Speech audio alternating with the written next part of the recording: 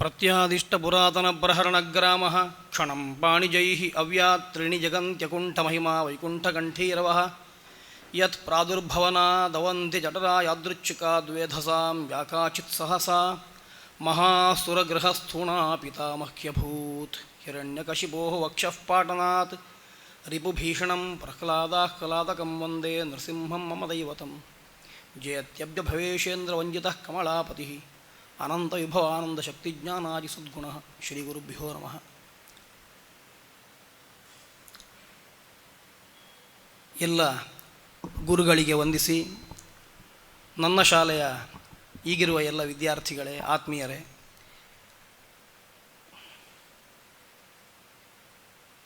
ಸಮಯಕ್ಕೆ ಸರಿಯಾಗಿ ಉಪನ್ಯಾಸ ಮಾಡಲಿಕ್ಕಾಗದಿದ್ದರೂ ಸಮಯಕ್ಕೆ ಸರಿಯಾಗಿ ಮುಗಿಸಬೇಕಾದ್ರಿಂದ ನನ್ನ ಉಪನ್ಯಾಸದ ಅವಧಿ ಸ್ವಲ್ಪ ಕಮ್ಮಿಯಾಗಿದೆ. ಅದಕ್ಕೆ ಧನ್ಯವಾದ ಅರ್ಪಿಸ್ತೇನೆ ಅಮೃತೇಶಾಚಾರ್ಯರಿಗೆ.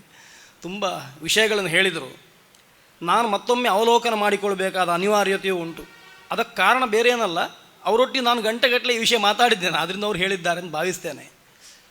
ಅದಕ್ಕೆಲ್ಲ ಕಾರಣ ಮತ್ತೊಂದುಂಟು. ನನಗೆ ತುಂಬ ಸಂತೋಷ ಆದ ವಿಷಯ ಏನು ಅಂತಂದರೆ, ಮಹತ್ತನ್ನು ಉಪಾಸನೆ ಮಾಡಿದರೆ, ಮಹತ್ತಿನ ಒಟ್ಟಿಗೆ ಹೋದರೆ, ಅದರ ಸಂಸರ್ಗ ಮಾಡಿದರೆ ಸಣ್ಣದನ್ನು ಎತ್ತರಕ್ಕೆ ತಂದು ನಿಲ್ಲಿಸುವಂತಹ ಸಾಮರ್ಥ್ಯ ಅದಕ್ಕುಂಟು ಎನ್ನುವುದನ್ನು ಅಚಲವಾಗಿ ನಾನು ನಂಬಿದವ. ಹಾಗಾಗಿ ನಾನೇನಾದರೂ ಇಲ್ಲಿ ಇಷ್ಟು ಎತ್ತರದಲ್ಲಿ ಇವತ್ತು ಕೂತ್ಕೊಂಡಿದ್ದರೆ ಅದಕ್ಕೆ ನನ್ನ ಎದುರು ಕೂತ್ಕೊಂಡವರ ಕಾರಣ. ಸಾಮಾನ್ಯವಾಗಿ ಮಹೇಶ್ ಭಟ್ರು, ಷಣ್ಮುಖಾಚಾರ್ಯ, ನನ್ನ ಸತೀರ್ಥ್ಯರು ಒಟ್ಟಿಗೆ ಅಧ್ಯಯನ ಮಾಡಿದವರು, ಮತ್ತೆಲ್ಲ ನನಗೆ ಅಧ್ಯಾಪನ ಮಾಡಿದವರಿದ್ದಾರೆ. ಅವರೆಲ್ಲ ಕಾರಣ. ಹಿಂದೆ ಈ ಶಾಲೆಯಲ್ಲಿ ಅಧ್ಯಾಪನ ಮಾಡಿದಂತಹ ದೊಡ್ಡ ದೊಡ್ಡ ಚೇತನಗಳು, ಎಲ್ಲ ಹೆಸರು ಹೇಳುವುದಿಲ್ಲ, ಎಲ್ಲರಿಗೂ ಗೊತ್ತಿದೆ. ಅವರೆಲ್ಲ ಕಾರಣ.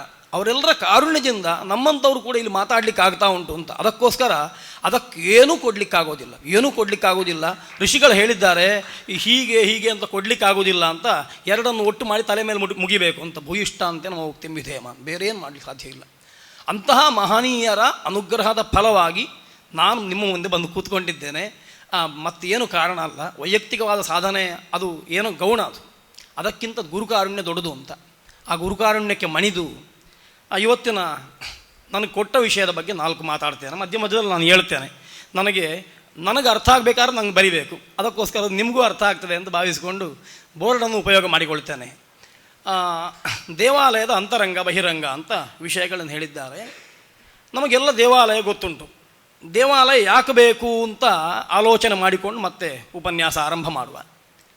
ದೇವಾಲಯ ಎನ್ನುವಂಥದ್ದು ಉಪಾಸನೆಗೆ ಎನ್ನುವುದು ಉತ್ತರ, ಎಲ್ಲರದ್ದು ಉತ್ತರ. ಉಪಾಸನೆ ಮಾಡಲಿಕ್ಕೆ ದೇವಸ್ಥಾನ ಬೇಕು ಅಂತ. ಉಪಾಸನೆ ಯಾಕೆ ಬೇಕು ಅಂತಂದರೆ, ನಾವು ಬೆಳೀಬೇಕಾದ್ರೆ ಉಪಾಸನೆ ಬೇಕು. ನಾವು ದೊಡ್ಡದಾಗಬೇಕಾದ್ರೆ ಮತ್ತೊಂದನ್ನು ಸಮೀಪಿಸಬೇಕು, ಮತ್ತೊಂದನ್ನು ನೋಡಬೇಕು. ಅದರ ಬಗ್ಗೆ ಮೊದಲು ಅಸೂಯೆ ಆದರೂ, ಹೊಟ್ಟೆಗಿಚ್ಚಾದರೂ, ನನಗಿಂತ ಎತ್ತರ ಉಂಟಲ್ಲ ಅಂತಾದರೂ ಕೂಡ ಸಂಸರ್ಗದಿಂದ ಆತ್ಮೀಯತೆ ಹೆಚ್ಚಾಗಿ ಕೊನೆಗೆ ಅದು ನನಗಿಂತ ದೊಡ್ಡದಾಗಿಯೇ ಇರಬೇಕು ಅನ್ನೋ ಭಾವನೆ ಬರ್ತದೆ. ನಾನು ಆದಷ್ಟು ಬೆಳೀಬೇಕು, ಅದರ ಹತ್ತಿರಕ್ಕೆ ಹೋಗಬೇಕು ಅಂತ ಏನೋ ಭಾವನೆ ಬರ್ತದೆ. ಹಾಗಾದ ಕೂಡಲೇ ನಮ್ಮ ಆತ್ಮವಿಸ್ತರಣೆ ಆಗ್ತದೆ, ನಮ್ಮ ಒಳಗಿರುವ ಜ್ಞಾನ ಪ್ರಕಾಶಿಸ್ತದೆ. ಅದರಲ್ಲಿ ನಾವು ಉಪಾಸನೆ ಮಾಡುವ ಚೈತನ್ಯ ಮತ್ತಷ್ಟು ಅದು ಸ್ಫುಟವಾಗಿ ನಮಗೆ ಗೋಚರ ಆಗ್ತದೆ. ಯಾವತ್ತು ನಾವು ಹುಡುಕುವಂಥ ತತ್ವ, ನಾವು ಉಪಾಸನೆ ಮಾಡುವಂಥ ಚೈತನ್ಯ ಅದು ನಮಗೆ ಸ್ಪಷ್ಟವಾಗಿ ಗೋಚರ ಆಗ್ತಾ ಹೋಗ್ತದೋ, ಆಗ ಅದರ ಬಗ್ಗೆ ನಮಗಿರುವಂತಹ ಅಜ್ಞಾನ, ಭ್ರಾಂತಿ, ದುರೂಹೆಗಳು ಅದು ಕೂಡ ಹೋಗ್ತಾ ಬರ್ತದೆ. ಹಾಗಾಗಿ ತತ್ವದ ಸ್ಫುಟೀಕರಣಕ್ಕೋಸ್ಕರ ಉಪಾಸನೆ ಬೇಕು. ತತ್ವ ಸ್ಫುಟ ಆದರೂ ಉಪಾಸನೆ ಬೇಕು. ಯಾಕೆ ಅಂತಂದರೆ ಅದನ್ನು ಹೊಂದಲಿಕ್ಕೋಸ್ಕರ ಉಪಾಸನೆ ಬೇಕು. ಹೀಗೆ ಉಪಾಸನೆ ಎನ್ನುವಂಥದ್ದು ಪ್ರತಿಯೊಬ್ಬ ಜೀವನ ಕರ್ತವ್ಯ. ಆದ್ದರಿಂದ ಅದನ್ನು ಮಾಡದೆ ಜೀವ ಬೆಳೀಲಿಕ್ಕಾಗುವುದಿಲ್ಲ, ಮುಂದೆ ಹೋಗಲಿಕ್ಕಾಗುವುದಿಲ್ಲ, ಎತ್ತರಕ್ಕೆ ಏರಲಿಕ್ಕಾಗುವುದಿಲ್ಲ ಅಂತಾದ್ದರಿಂದ ನಮಗೆ ಆರಂಭದಿಂದ ಉಪದೇಶವೇ ಅದು. ತದುಪಾಸಿತವ್ಯಂ ಯತ್ ಸಾರಭೂತಂ. ಯಾವುದು ಸಾರಭೂತವೋ ಅದನ್ನು ಉಪಾಸನೆ ಮಾಡಬೇಕು ಅಂತ. ಹಾಗಾಗಿ ಅದನ್ನು ಉಪಾಸನೆ ಮಾಡಲಿಕ್ಕೆ ಮೊದಲ ಸಂಸ್ಕಾರದಿಂದಲೇ ನಮಗೆ ಆರಂಭ ಮಾಡಿ, ಗರ್ಭಾಧಾನಾದಿ ಸಂಸ್ಕಾರಗಳನ್ನು ಮಾಡುವಾಗಲೇ ಸಂಕಲ್ಪ ಏನು ಅಂತಂದರೆ, ವೇದೋಕ್ತವಾದ ಕರ್ಮಗಳನ್ನು ಮಾಡಿ ಚತುರ್ವರ್ಗಗಳನ್ನು ಹೊಂದುವಂತಹ ಮಗನೋ ಮಗಳೋ ಹುಟ್ಟಬೇಕು ಅಂತ ಹೀಗೆ ಸಂಕಲ್ಪ ಮಾಡಿ ಅಲ್ವಾ ಗರ್ಭಾಧಾನಾದಿ ಸಂಸ್ಕಾರಗಳಾಗುವಂಥದ್ದು. ಹಾಗಾಗಿ ನಮ್ಮಪ್ಪ ಹಾಗೆ ಸಂಕಲ್ಪ ಮಾಡಿದ್ದಾರೆ ಅಂತ ಎಣಿಸಿಕೊಂಡು ಮುಂದೆ ಚೂಡಾಕರ್ಮ ಆಗಿ ಉಪನಯನ ಆಗುವಾಗ ತಂದೆಗೆ ಸ್ಫುಟವಾಗಿರ್ತದೆ, ಇವನಿಗೆ ಪೂರ್ಣವಾದ ಜ್ಞಾನ ಬರಬೇಕು ಅಂತ. ಅದಕ್ಕೋಸ್ಕರವೇ ಜ್ಞಾನಕ್ಕೆ ಬೀಜವಾದ ಜ್ಞಾನದ ಹರಿವಿಗೆ ದಾರಿಯಾಗಿರುವಂತಹ ಪ್ರಣವವನ್ನು, ವ್ಯಾಹೃತಿಯನ್ನು, ಜ್ಞಾನವನ್ನು ವಿಸ್ತಾರ ಮಾಡಲಿಕ್ಕೆ 3 ಪಥವಾಗಿ ಹರಿಬೇಕಲ್ಲ ಗಂಗೆ ಹಾಗೆ. ಅದಕ್ಕೋಸ್ಕರ ಗಾಯತ್ರಿಯನ್ನು ಉಪದೇಶ ಮಾಡುವುದು, ಸೇರಿಸಿ ಪ್ರಣವ ವ್ಯಾಕೃತಿ ಸಮೇತವಾದ ಗಾಯತ್ರಿಯನ್ನು ಉಪದೇಶ ಮಾಡುವುದು. ನನ್ನ ಮಗ ದೊಡ್ಡದಾದ ಮೇಲೆ ದೊಡ್ಡ ಜ್ಞಾನಿಯಾಗಬೇಕು ಅಂತ, ತುಂಬ ಕಲಿಬೇಕು ಅಂತಲೇ ಎಲ್ಲ ತಂದೆಯ ಆಸೆ. ಆ ದೃಷ್ಟಿಯಿಂದ ಉಪನಯನ ಮಾಡಿ ಮಗ ಜ್ಞಾನಿಯಾಗಬೇಕು ಅಂತ ವಯಸ್ಸಬೇಕು. ಉಪನಯನ ಮಾಡಿದ ಮೇಲೆ ಮಗ ಇಂಜಿನಿಯರಿಂಗ್ ಕಲಿಬೇಕು ಅಂತ ವಯಸ್ಸುದಲ್ಲ. ಅಂದರೆ ಅದು ಬೇಡ ಅಂತ ಹೇಳ್ತಾ ಇಲ್ಲ, ಅದೂ ಬೇಕು, ಅದೂ ಈ ಜ್ಞಾನದೊಳಗೆ ಸೇರಬೇಕು. ಇಂಜಿನಿಯರಿಂಗೋ ಮೆಡಿಕಲ್ಲೋ ಇನ್ನೊಂದೋ ಎಲ್ಲವೂ ಲೌಕಿಕವಾದಂಥದ್ದು, ಎಲ್ಲವೂ ಜ್ಞಾನವೇ, ಅದನ್ನು ಜ್ಞಾನ ಅಲ್ಲ ಅಂತ ಹೇಳ್ತಾ ಇಲ್ಲ. ಆದರೆ ಅದನ್ನೂ ಕೂಡ ನೀವು ವೇದಾಂತದ ನೆಲೆಗೆ ತಂದು ಅಧ್ಯಯನ ಮಾಡಿದರೆ ಅದು ಪೂರ್ಣವಾದ ಜ್ಞಾನ ಆಗ್ತದೆ. ಕೇವಲ ಅದನ್ನು ವಿತ್ತಕರಿ ಅನ್ನುವಂಥ ರೀತಿಯಲ್ಲಿ ಉಪಾಸನೆ ಮಾಡಿದರೆ ಅದು ಕೇವಲ ಒಂದು ವಿದ್ಯೆ ಅಂತ ಆಗ್ತದೆ, ಎರಡು ಉಂಟು. ಹಾಗಾಗಿ ಆ ದೃಷ್ಟಿಯಿಂದ ಕೃಷ್ಣ ಹೇಳಿದ ಹಾಗೆ ಸರ್ವಂ ಕರ್ಮ ಅಖಿಲಂ ಪಾರ್ಥ ಜ್ಞಾನೇ ಪರಿಸಮಾಪ್ಯತೆ ಅಂತ ಹೇಳುವಾಗ, ನಾವು ಮಾಡುವ ಕರ್ಮ ಪರಿಸಮಾಪ್ತಿ ಅಲ್ಲಾಗಬೇಕು ಅನ್ನೋ ದೃಷ್ಟಿಯಿಂದ ಪ್ರತಿಯೊಬ್ಬ ತಂದೆಯೂ ಕೂಡ ಮಗ ಜ್ಞಾನಿಯಾಗಬೇಕು ಅಂತ ಉಪನಯನ ಮಾಡ್ತಾನೆ. ಉಪನಯನ ಮಾಡಿದ ಮರುಕ್ಷಣದಿಂದ ಉಪಾಸನೆಗೆ ವಸ್ತುವನ್ನು ಕೊಟ್ಟು ಇದನ್ನು ಉಪಾಸನೆ ಮಾಡುವಂಥ, ಉಪಾಸನೆ ಮಾಡುವಾಗ ಉಪಾಸಕ ಏನು ಮಾಡ್ತಾನೆ, ಯಹ ನಹ ಧಿಯಃ ಪ್ರಚೋದಯಾತ್ ಎನ್ನುವ ರೀತಿಯಿಂದಲೇ ಉಪಾಸನೆ ಮಾಡ್ತಾನೆ. ನಮ್ಮ ಬುದ್ಧಿ ಮತ್ತಷ್ಟು ಪ್ರಖರವಾಗಲಿ, ಬುದ್ಧಿ ಮತ್ತಷ್ಟು ವಿಷದವಾಗಲಿ, ಅದು ದೊಡ್ಡದನ್ನು ಮತ್ತಷ್ಟು ತಿಳ್ಕೊಳ್ಳಿ, ತಾನೂ ದೊಡ್ಡದಾಗ್ತಾ ಹೋಗಲಿ ಅಂತ. ಹೀಗೆ ಉಪಾಸನೆ ಮಾಡುವುದರಿಂದಲೇ ಪ್ರತಿಯೊಬ್ಬ ಜೀವನ ಎತ್ತರಕ್ಕೆ ಏರ್ತಾನೆ ಅಂತ. ಈ ಎತ್ತರಕ್ಕೆ ಏರಬೇಕಾದ್ದು ಜೀವನ ಧರ್ಮ ಹೇಗೋ, ಉಳಿದವರನ್ನು ಎತ್ತರಕ್ಕೆ ಏರುವಂತೆ ಮಾಡಬೇಕಾದ್ದು ಗುರುವಿನ ಧರ್ಮ. ಹಾಗಾಗಿ ನಮಗೆ ಗುರುಗಳು ಅಂತ ಅನ್ನಿಸಿಕೊಂಡದ್ದು ಎಲ್ಲ ಜ್ಞಾನ ಪರಂಪರೆಯ ಶಾಖೆಗಳಲ್ಲಿ ಬಂದಂಥ ಎಲ್ಲ ಋಷಿಗಳು, ಎಲ್ಲ ವಿಜ್ಞಾನಿಗಳು, ಅವರು ಈ ಶಾಸ್ತ್ರವನ್ನೇ ಇಟ್ಟುಕೊಂಡು ನಮಗೊಂದಿಷ್ಟು ಕೊಟ್ಟರು, ಅದನ್ನು ಉಪದೇಶ ಮಾಡಿದರು. ಹಾಗಾಗಿ ಶಾಸ್ತ್ರ ವಿಸ್ತಾರವಾಯಿತು, ಪ್ರತಿಯೊಂದನ್ನು ಸೂಕ್ಷ್ಮವಾಗಿ ನೋಡುವ ಹಾಗಾಯಿತು. ಆ ನೋಟದ ಒಳಗಿನಿಂದ ನಮಗೆ ಕೆಲವು ವಿಷಯಗಳು ಗೊತ್ತಾಗ್ತಾ ಬಂದವು, ಕೆಲವು ಕಾಲಕ್ಕೆ ಮಸುಕಾದವು. ಅದನ್ನು ಮತ್ತಷ್ಟು ಪ್ರಜ್ವಲಿಸುವಂತೆ ಕಾಲಕಾಲಕ್ಕೆ ಬೇರೆ ಬೇರೆ ನಿಬಂಧಗಳು, ಗ್ರಂಥಗಳು ರಚನೆ ಆದವು. ಹೀಗೆ ಜ್ಞಾನಪ್ರವಾಹ ಒಂದು ಬಿಂದುವಿನಿಂದ ಹೊರಟದ್ದು ಅಂತಾದರೂ ಕೂಡ ಅದು ಈಗ ಸಮುದ್ರದಷ್ಟು ವಿಸ್ತಾರವಾಗಿ ಉಂಟು, ಭೂಮಿಯಷ್ಟು ಭಾರವಾಗಿ ಉಂಟು ಅಂತ ಗೊತ್ತಾಗ್ತದೆ. ಇಂತಹ ಜ್ಞಾನ ಪ್ರವಾಹ ಎನ್ನುವಂಥದ್ದು ಅದು ಅಲ್ಲಿಂದಲೇ ಹೊರಟದ್ದು, ಅದು ಹೇಳುವುದು ಮತ್ತು ಅದನ್ನೇ ಅಲ್ಲಿಗೆ ಹೋಗಬೇಕು ಅಂತ ಹೇಳುವಂಥದ್ದು. ಆ ದೃಷ್ಟಿಯಿಂದ ನದಿ ಎನ್ನುವಂಥದ್ದು ಒಂದು ಬಿಂದುವಿನಿಂದ ಹೊರಟು ಸಮುದ್ರವನ್ನು ಸೇರಿ ಮತ್ತೆ ಸಮುದ್ರದ ನೀರು ಪುನಃ ಮೇಲೇರಿ ಮತ್ತೆ ಹೇಗೆ ನದಿಯನ್ನೇ ತುಂಬಿಸ್ತದೋ ಹಾಗೆ ಇದೊಂದು ಚಕ್ರ. ಒಂದು ಕಡೆಯಿಂದ ಜ್ಞಾನ ಬಂತು, ಅದು ಮತ್ತೆ ಹೋಗುವುದು ಪುನಃ ಅದನ್ನು ನೋಡಲಿಕ್ಕೆ ಅಂತ ಅರ್ಥ. ಭಗವಂತನಿಂದ ಜ್ಞಾನ ಬಂದದ್ದು, ಆ ಜ್ಞಾನದ ಉಪಯೋಗ ಭಗವಂತನನ್ನು ಹೊಂದಲಿಕ್ಕೆ ಅಂತ ಅದೊಂದು ರೀತಿಯ ಸೈಕಲ್, ಒಂದು ಚಕ್ರ ಆಗ್ತದೆ. ಈ ಚಕ್ರದ ವ್ಯವಸ್ಥೆಯಲ್ಲಿ ಪ್ರತಿಯೊಬ್ಬನಿಗೂ ಉಪಾಸನೆ ಅನ್ನುವಂಥದ್ದು ಇರದೆ ಬದುಕಲಿಕ್ಕಾಗುವುದಿಲ್ಲ ಅಂತ ಅನಿವಾರ್ಯತೆ. ಹಾಗಾದರೆ ಉಪಾಸನೆ ಹೇಗೆ ಮಾಡೋದು? ಎಲ್ಲರೂ ಮನೆ ಬಿಟ್ಟು ಸನ್ಯಾಸಿಗಳಾಗಿ ಹೊರ ಹೋಗುವುದೋ, ಅಥವಾ ಎಲ್ಲರೂ ಅವಧೂತರಾಗಿ ತಿರುಗುವುದೋ, ಎಲ್ಲರೂ ಯೋಗಿಗಳಾಗುವುದೋ ಅಂತ ಕೇಳಿದರೆ, ಜನಗಳ ಮಾನಸಿಕ ಸ್ಥಿತಿಗೆ, ಅವರ ವ್ಯಕ್ತಿಗತವಾದಂತಹ ಯೋಗ್ಯತೆಗೆ, ಬುದ್ಧಿಮಟ್ಟಕ್ಕೆ, ದೈಹಿಕ ಸಾಮರ್ಥ್ಯಕ್ಕೆ, ಎಲ್ಲದಕ್ಕೂ ಕೂಡ ಯೋಗ್ಯತೆ ಅಂದರೆ ಅದೇ ಅವರ ಬುದ್ಧಿಮಟ್ಟ ಆಗಿರ್ಬೋದು, ದೈಹಿಕ ಸಾಮರ್ಥ್ಯ ಆಗಿರ್ಬೋದು, ಅವರಿಗಿರುವಂತಹ ಸಂಪನ್ಮೂಲ ಆಗಿರ್ಬೋದು, ಅವರಿರುವ ದೇಶ ಆಗ್ಬೋದು, ಅವರಿರುವ ಕಾಲ ಆಗ್ಬೋದು, ಎಲ್ಲವೂ ಕೂಡ ಯೋಗ್ಯತೆಗೆ ಒಂದೊಂದು ಕಾರಣ ಆಗ್ತದೆ. ಹಾಗಾಗಿ ಅದಕ್ಕನುಸಾರವಾಗಿ ಸುಲಭದ ಉಪಾಯಗಳನ್ನು ಶಾಸ್ತ್ರ ಹೇಳಿಕೊಳ್ತಾ ಬಂತು. ನೀನು ಇದನ್ನು ಮೊದಲು ಮಾಡು, ಆಮೇಲೆ ಅಲ್ಲಿಗೆ ಹೋಗು, ಆಮೇಲೆ ಮೇಲೆ ಹೋಗು, ಇನ್ನೊಂದು ಮೇಲೆ ಹೋಗು ಅಂತ. ಹೀಗೆ ಒಂದೊಂದು ಮೆಟ್ಲು ಹತ್ತ ಮತ್ತೆ ಹಿಡಿಯಬೇಕಾದ್ದನ್ನು ಹಿಡಿಯುವಂಥ ವ್ಯವಸ್ಥೆಗೆ ನಾವು ಒಳಪಟ್ಟವರು. ಹಾಗಾಗಿ ನಮಗೆ ಚತುರ್ವರ್ಗ ಅಂತ ಹೇಳುವಾಗ ಧರ್ಮ, ಅರ್ಥ, ಕಾಮ, ಮೋಕ್ಷ ಅಂತ ಮೋಕ್ಷವನ್ನು ಎತ್ತರದಲ್ಲಿಟ್ಟುಕೊಂಡು ಧರ್ಮವನ್ನು ಮೊದಲಿಟ್ಟುಕೊಂಡಿದ್ದೇವೆ ಅಂತ. ಈ ದೃಷ್ಟಿಯಿಂದ ಉಪಾಸನೆ ಅನ್ನುವಂಥದ್ದು ಪ್ರತಿಯೊಬ್ಬನಿಗೂ ಬೇಕು ಅಂತ. ಈ ಉಪಾಸನೆ ಎರಡು ರೀತಿ ಉಂಟು. ಒಂದು ಉಪಾಸನೆ ಆಂತರಂಗಿಕವಾದ್ದು, ನಮ್ಮೊಳಗೇ ನಾವು ಮಾಡಬೇಕಾದಂಥ ಉಪಾಸನೆ. ಮತ್ತೊಂದು ಉಪಾಸನೆ ಬಹಿರಂಗವಾದ್ದು. ಬಹಿರಂಗವಾದ ಉಪಾಸನೆ ಯಾಕೆ ಅಂತ ಕೇಳಿದರೆ, ಸಮೂಹವನ್ನು ತನ್ನತ್ತ ಆಕರ್ಷಿಸಿ ಅವರನ್ನು ಒಂದು ದಾರಿಯಲ್ಲಿ ಕರ್ಕೊಂಡು ಹೋಗಲಿಕ್ಕೆ ಬಹಿರಂಗದ ಉಪಾಸನೆ. ಅಂತರಂಗದ ಉಪಾಸನೆ ನಾನು ಮಾತ್ರ ಉದ್ಧಾರ ಆಗಲಿಕ್ಕೆ. ಶಾಸ್ತ್ರ ಎರಡೂ ಹೇಳ್ತದೆ. ಒಂದು, ನನ್ನ ಪೂರ್ಣವಾದಂಥ ಉದ್ಧಾರಕ್ಕೆ ನಾನು ಮಾತ್ರ ಕಾರಣ, ಗುರುಗಳ ಕಾರುಣ್ಯ ಉಪದೇಶ ಅದನ್ನು ಉಟ್ಟುಕೊಂಡು ನಾನು ಕಾರಣ. ಇನ್ನೊಂದು, ಇನ್ನೊಬ್ಬರು ಯೋಗ್ಯವಾದಂತಹ ದಾರಿ ಗೊತ್ತಿಲ್ಲದೆ ಪರದಾಡ್ತಾ ಇದ್ದರೆ ಅವರಿಗೆ ಯೋಗ್ಯವಾದಂತಹ ದಾರಿ ತೋರಿಸಲಿಕ್ಕೆ ಬಹಿರಂಗವಾದ ಉಪಾಸನೆ ಕಾರಣ. ಇದನ್ನು ಇಟ್ಟುಕೊಂಡು ದೇವಸ್ಥಾನ ಬಂದದ್ದು. ಇಲ್ಲದಿದ್ದರೆ ದೇವಸ್ಥಾನದ ಅವಶ್ಯಕತೆ ಇಲ್ಲ. ಪ್ರತಿಯೊಬ್ಬನಿಗೂ ಮಂತ್ರವನ್ನು ಉಪದೇಶ ಮಾಡಿ ಇದನ್ನು ಉಪಾಸನೆ ಮಾಡು ಅಂತ ಹೇಳಿಬಿಟ್ರೆ ಅವನವನ ಮನೆಯಲ್ಲಿ ಬಾಗಿಲು ಹಾಕೊಂಡು ಉಪಾಸನೆ ಮಾಡ್ಬೋದು, ಬೇಕಾದ್ದನ್ನು ಹೊಂದಬಹುದು.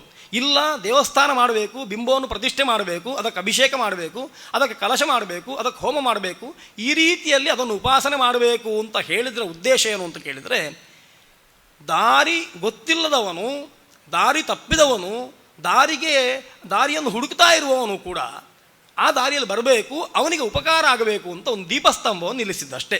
ಸಮುದ್ರದಲ್ಲಿ ಹೋಗುವವರಿಗೆ ಎಲ್ರಿಗೂ ಕೂಡ ದಿಕ್ಸೂಚಿ ಕೊಟ್ಟರೆ ಸಾಕಾಗ್ತದೆ, ಉತ್ತರಕ್ಕೆ ಹೋಗು ಅಂತ ಅಥವಾ ದಕ್ಷಿಣಕ್ಕೆ ಹೋಗು ಅಂತ ಹೇಳಲಿಕ್ಕೆ ಸಾಕಾಗ್ತದೆ. ಆದರೆ ಆ ದೀಪಸ್ತಂಭಗಳಿದ್ದರೆ ನೇರವಾಗಿ ಗೊತ್ತಾಗ್ತದೆ, ನಾವು ಹೋಗಬೇಕಾದ ದಿಕ್ಕು ಹೋಗಬೇಕಾದ ಗಮ್ಯ ಎರಡನ್ನೂ ನೋಡಿಕೊಂಡು ಅಲ್ಲಿ ಹೋದರೆ ಸಾಕು ಅಂತ. ಹೀಗೆ ಮಧ್ಯ ಮಧ್ಯದಲ್ಲಿ ಕೈದೀವಿಗೆ ಹಾಗೆ ದೀಪಸ್ತಂಭಗಳನ್ನು ಸ್ಥಾಪಿಸಿ ಅಲ್ಲಿಗೆ ಬನ್ನಿ, ಒಂದು ಸರ್ತಿ ನಿಮ್ಮ ಶಕ್ತಿಯನ್ನು ಮತ್ತೊಂದು ಸರ್ತಿ ರೀಚಾರ್ಜ್ ಮಾಡಿಕೊಳ್ಳಿ ಎನ್ನುವ ಅನೇಕ ದೃಷ್ಟಿಯನ್ನು ಇಟ್ಟುಕೊಂಡು ನಮ್ಮ ದೇವಾಲಯಗಳು ರೂಪುಗೊಂಡದ್ದು. ನಾನು ಇವತ್ತು ಬೆಳಿಗ್ಗೆ ಒಂದು ಪ್ರಶ್ನೆ ಬಂತು, ಬೆಳಿಗ್ಗೆ ಉಪನ್ಯಾಸದಲ್ಲಿ ನಾನಿದ್ದೆ ಕೇಳ್ತಾ ಇದ್ದೆ, ಬೆಳಿಗ್ಗೆ ಒಂದು ಪ್ರಶ್ನೆ ಬಂತು. ಆ ಪ್ರಶ್ನೆ ನಾನು ಇಟ್ಕೊಳ್ತೇನೆ, ಯಾಕೆ ಅಂತಂದರೆ ನನಗೀಗ ಬೇಕದು. ಅದನ್ನು ನಾನು ಹೇಳದೇ ಇದ್ದರೆ ನನ್ನ ಉಪನ್ಯಾಸ ಪೂರ್ಣ ಆಗುವುದಿಲ್ಲ. ಈ ಒಂದು ಗ್ರಂಥವನ್ನು ಹೀಗೆ ನೋಡ್ತಾ ಬರುವಾಗ ರಾಮಾಯಣವನ್ನು ನೋಡಿದೆವು, ವಾಲ್ಮೀಕಿಗಳನ್ನು ನೋಡಿದೆವು. ವಾಲ್ಮೀಕಿಗಳ ದೃಷ್ಟಿಯಲ್ಲಿ ರಾಮಾಯಣ ಹೀಗೆ, ಆಮೇಲೆ ಉಳಿದ ಕವಿಗಳ ದೃಷ್ಟಿಯಲ್ಲಿ ಹೀಗೆ, ಆಮೇಲೆ ಕೊನೆಗೆ ಇಂಥ ಸಂಶಯ ಬಂದರೆ ಅದು ಯಾಕೆ ಬಂತು ಅಂತ ಹೇಳಿ ತಾತ್ಪರ್ಯವನ್ನು ನಿರ್ಣಯ ಮಾಡುವಂಥವರ ದೃಷ್ಟಿಯಲ್ಲಿ ಈ ಗ್ರಂಥ ವಿಸ್ತಾರ ಆಗ್ತಾ ಹೋಗ್ತದೆ. ಹೊಸ ಹೊಸ ಕಾರಣಗಳನ್ನು, ಹೊಸ ಹೊಸ ಪ್ರಶ್ನೆಗಳನ್ನು ಹುಟ್ಟಿ ಹಾಕಿಕೊಂಡು ಅದಕ್ಕೆ ಕಾರಣಗಳನ್ನು ಯಥಾರ್ಥವಾಗಿ ಕೊಡ್ತಾ ಹೋಗ್ತದೆ. ಯಾಕೆ ಹಾಗಾದರೆ ಇಂಥದ್ದನ್ನು ಹೀಗೆ ಓದಬೇಕು? ನಿಮಗೆ ಕೊನೆಯ ಜಿಷ್ಟುಂಟಲ್ವ, ಅದನ್ನೇ ಮೊದಲೇ ಓದಿಬಿಟ್ರೆ ಮುಗೀತಲ್ವ, ಸಂಶಯವೇ ಬರುವುದಿಲ್ಲಲ್ವ ಅಂತ ಒಂದು ಪ್ರಶ್ನೆ ಸಾಮಾನ್ಯ ನಮಗೆಲ್ಲ ಕಾಡುವಂಥದ್ದು. ಇದು ಮೊದಲೇ ಗೊತ್ತಿದ್ದರೆ ಇಷ್ಟೆಲ್ಲ ಕಷ್ಟಪಡಬೇಕಾಗಿಲ್ವಲ್ವ ಅಂತ. ಅದಕ್ಕೆ ಸಣ್ಣ ಉದಾಹರಣೆ ಏನು ಅಂತಂದರೆ, ಈ ನಿರ್ಣಯ ಕೊಡುವ ಹಂತ ಉಂಟಲ್ಲ, ತುಂಬ ಎತ್ತರದ ಹಂತ ಅದು. ಆ ಹಂತವನ್ನು ಮೊದಲೇ ಏರ್ಲಿಕ್ಕಾಗೋದಿಲ್ಲ. ಅದಕ್ಕೆ ಮೊದಲನ ಮೆಟ್ಟಿಲು ಏನು ಅಂತಂದರೆ ಅದು ಇದ್ದ ಹಾಗೆ ಅದನ್ನು ಓದೋದು. ಆಮೇಲೆ ಅದರಲ್ಲಿ ಪ್ರಶ್ನೆ ಬಂದ ಕೂಡಲೇ ಆ ಗ್ರಂಥದ ಬಗ್ಗೆ ಸಂಶಯ ತಾಳೋದು. ನಮ್ಮಲ್ಲಿ ದೊಡ್ಡ ಯೋಗ, ನಮಗೆ ಭಾಗ್ಯ, ಬೇರೆ ಯಾವ ಧರ್ಮದಲ್ಲೂ ಇಲ್ಲ. ಬೇರೆ ಧರ್ಮಗಳಲ್ಲಿ ಆ ಧರ್ಮ ಗ್ರಂಥಗಳ ಬಗ್ಗೆ ನೀವು ಸಂಶಯ ಮಾಡಿದ್ರಿ, ಪ್ರಶ್ನೆ ಮಾಡಿದ್ರಿ ಅಂತಂದರೆ ನಿಮ್ಮ ಶಿರಚ್ಛೇದ ಮಾಡಬೇಕು, ರಾಜಾಜ್ಞೆ ಅದು. ನಿಮಗೆ ಪ್ರಶ್ನೆ ಕೇಳುವ ಹಕ್ಕಿಲ್ಲ. ನಮ್ಮಲ್ಲಿ ನಾಸ್ತಿಕರನ್ನು ಒಬ್ಬರು ದರ್ಶನಕಾರರು ಅಂತ ಎಣಿಸಿಕೊಂಡು ಅವರಿಗೊಂದು ಸ್ಥಾನ ಕೊಡ್ತೇವೆ, ನಾಸ್ತಿಕ ದರ್ಶನಂ ಅಂತ ಕರಿತೇವೆ ನಾವು. ನಾಸ್ತಿಕವಾದವನ್ನು, ವೇದವನ್ನೇ ಒಪ್ಪದವನನ್ನು ಕೂಡ ಕೂತ್ಕೊಳಿಸಿ ಸಭೆಯಲ್ಲಿ ಒಂದು ಸ್ಥಾನ ಕೊಟ್ಟು ಕೂತ್ಕೋ, ತಾಂಬೂಲ ತಗೋ, ಆಮೇಲೆ ಮಾತಾಡು, ನಿನಗೆ ನಾನು ಪ್ರಶ್ನೆ ಕೇಳು, ಉತ್ತರ ಕೊಡ್ತೇವೆ ಅಂತ. ಹೀಗೆ ಅವರನ್ನು ಕೂಡ ಒಪ್ಪಿ ಕರ್ಕೊಂಡು ಬಂದು ಕೂರಿಸಿದ್ದೇವೆ. ಈ ರೀತಿಯಲ್ಲಿ ನಮ್ಮ ಧರ್ಮ ಗ್ರಂಥಗಳ ಬಗ್ಗೆ ನಮಗೆ ಪ್ರಶ್ನೆ ಮಾಡುವ, ಅದರ ಬಗ್ಗೆ ವಾದಕ್ಕೆ ಅಥವಾ ಜಲ್ಪಕ್ಕೆ, ತತ್ವನಿರ್ಣಯಕ್ಕೋಸ್ಕರ ಮತ್ತಷ್ಟು ಅದನ್ನು ಜಗ್ಗಾಡಲಿಕ್ಕೆ ಅವಕಾಶ ಉಂಟು. ಶಾಸ್ತ್ರವೇ ಕೊಟ್ಟಿದೆ, ಶಾಸ್ತ್ರ ನಿಷೇಧ ಮಾಡಲಿಲ್ಲ, ಅದರಲ್ಲಿ ವಿಚಿಕಿತ್ಸಾ ಮಾಡೋದಕ್ಕೆ ನಿಷೇಧ ಮಾಡಲಿಲ್ಲ, ನಿಂದನೆ ಮಾಡೋದಕ್ಕೆ ನಿಷೇಧ ಮಾಡಿದೆ. ನಿಂದನೆ ಬೇರೆ, ವಿಚಿಕಿತ್ಸಾ ಬೇರೆ. ಹಾಗಾಗಿ ಆಮೇಲೆ ಮತ್ತೆ ಆ ಗ್ರಂಥದ ಬಗ್ಗೆ ವಿಚಿಕಿತ್ಸೆ ಮಾಡಬೇಕು, ಆಮೇಲೆ ಮತ್ತೆ ಪುನಃ ಮೇಲ ಹಂತಕ್ಕೆ ಹೋಗಬೇಕು, ಕೊನೆಗೆ ನಿರ್ಣಯಕ್ಕೆ ಬರಬೇಕು ಅಂತ. ಹೀಗೆ ಇದು ನಮಗೇ ಬಂದಾಗ ಆಗುವ ಸಂತೋಷಕ್ಕೂ ಮೊದಲೇ ಅದಕ್ಕೊಂದು ನಿರ್ಣಯ ಹೇಳಿಬಿಟ್ಟು ಆಗುವ ಸಂತೋಷಕ್ಕೂ ವ್ಯತ್ಯಾಸ ಉಂಟೆನ್ನುವ ದೃಷ್ಟಿಯಿಂದ ಹಾಗೆ ಅದನ್ನು ಅಧ್ಯಯನ ಮಾಡಬೇಕು ಅಂತ. ಸಣ್ಣ ಲೌಕಿಕ ಉದಾಹರಣೆ ಕೊಡ್ತೇನೆ. ಒಂದು ಒಳ್ಳೆ ಮ್ಯಾಜಿಕ್ಕನ್ನು ನೋಡ್ತಾ ಇದ್ದೀರಿ, ತುಂಬ ಸುಂದರವಾದ ಮ್ಯಾಜಿಕ್ ಅಂತ ಎಣಿಸ್ಕೊಳ್ಳಿ. ಏನು ಅಂತಲೇ ಗೊತ್ತಾಗಲಿಲ್ಲ. ಎಷ್ಟು ಸರ್ತಿ ಆ ಮ್ಯಾಜಿಕ್ ನೋಡಿದ್ರು ಪುನಃ ಕುತೂಹಲ, ಪುನಃ ರೋಮಾಂಚ, ಮತ್ತೊಂದಿಷ್ಟು ಅದು ಹೇಗೆ ಅಂತ ಗೊತ್ತಾಗಬೇಕು ಅಂತ.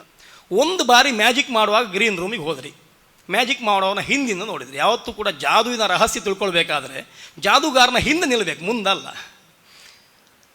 ಅದು ಏನು ಮಾಡ್ತಾನೆ ಅಂತ ಗೊತ್ತಾಯಿತು ಅಂತಂದರೆ ಅವತ್ತು ನೀವು ಸತ್ರಿ, ಮತ್ತೆ ನಿಮಗೆ ಯಾವುದೇ ರೋಮಾಂಚ ಇಲ್ಲ.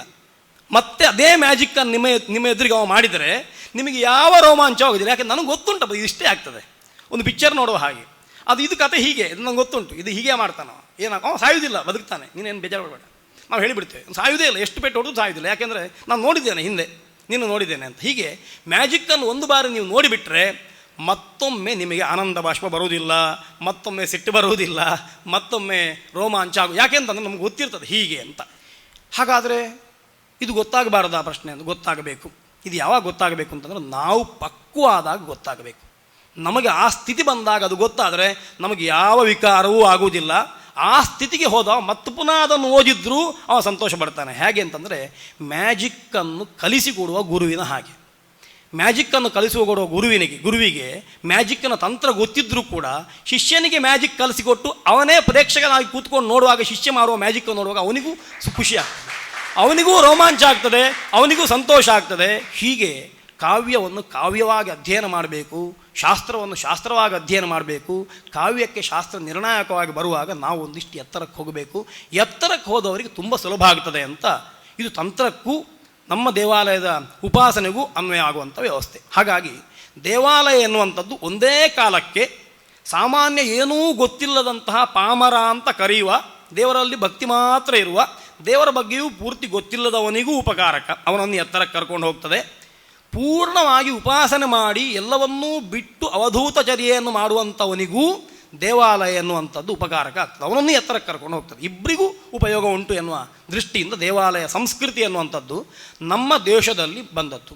ದೇವಾಲಯ ಎನ್ನುವಂಥದ್ದು ಗುಪ್ತರ ಕಾಲದಿಂದ ಈಚೆಗೆ ಬಂದದ್ದು, ಪ್ರಾಚೀನ ಕಾಲದಲ್ಲಿ ಇರಲಿಲ್ಲ, ರಾಮಾಯಣದಲ್ಲಿ ಉಲ್ಲೇಖ ಬರುವುದಿಲ್ಲ, ಮಹಾಭಾರತದ ಉಲ್ಲೇಖ ಬರುವುದಿಲ್ಲ ಅಂತ ಒಂದಷ್ಟು ಗಲಾಟೆಗಳಿದ್ದಾವೆ.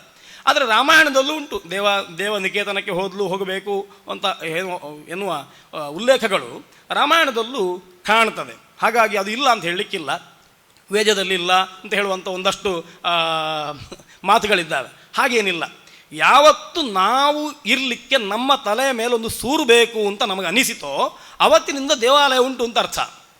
ಅದಕ್ಕಿಂತ ಹೆಚ್ಚು ನಮ್ಮ ಶರೀರವನ್ನೇ ಒಂದು ಆಲಯ ಅಂತ ಹೇಳಿಕೊಂಡ ಒಂದಷ್ಟು ಮಂತ್ರಗಳು ಇದ್ದಾವೆ. ಹಾಗಾಗಿ ದೇವಾಲಯದ ಕಲ್ಪನೆ ಅನ್ನುವಂಥದ್ದು ತುಂಬ ಪ್ರಾಚೀನವಾದ್ದು, ಅದು ಇಲ್ಲ ಅಂತ ಹೇಳುವ ವಾದಕ್ಕೆ ಅದರಲ್ಲಿ ಹುರುಳಿಲ್ಲ ಅಂತ ಕಾಣ್ತದೆ.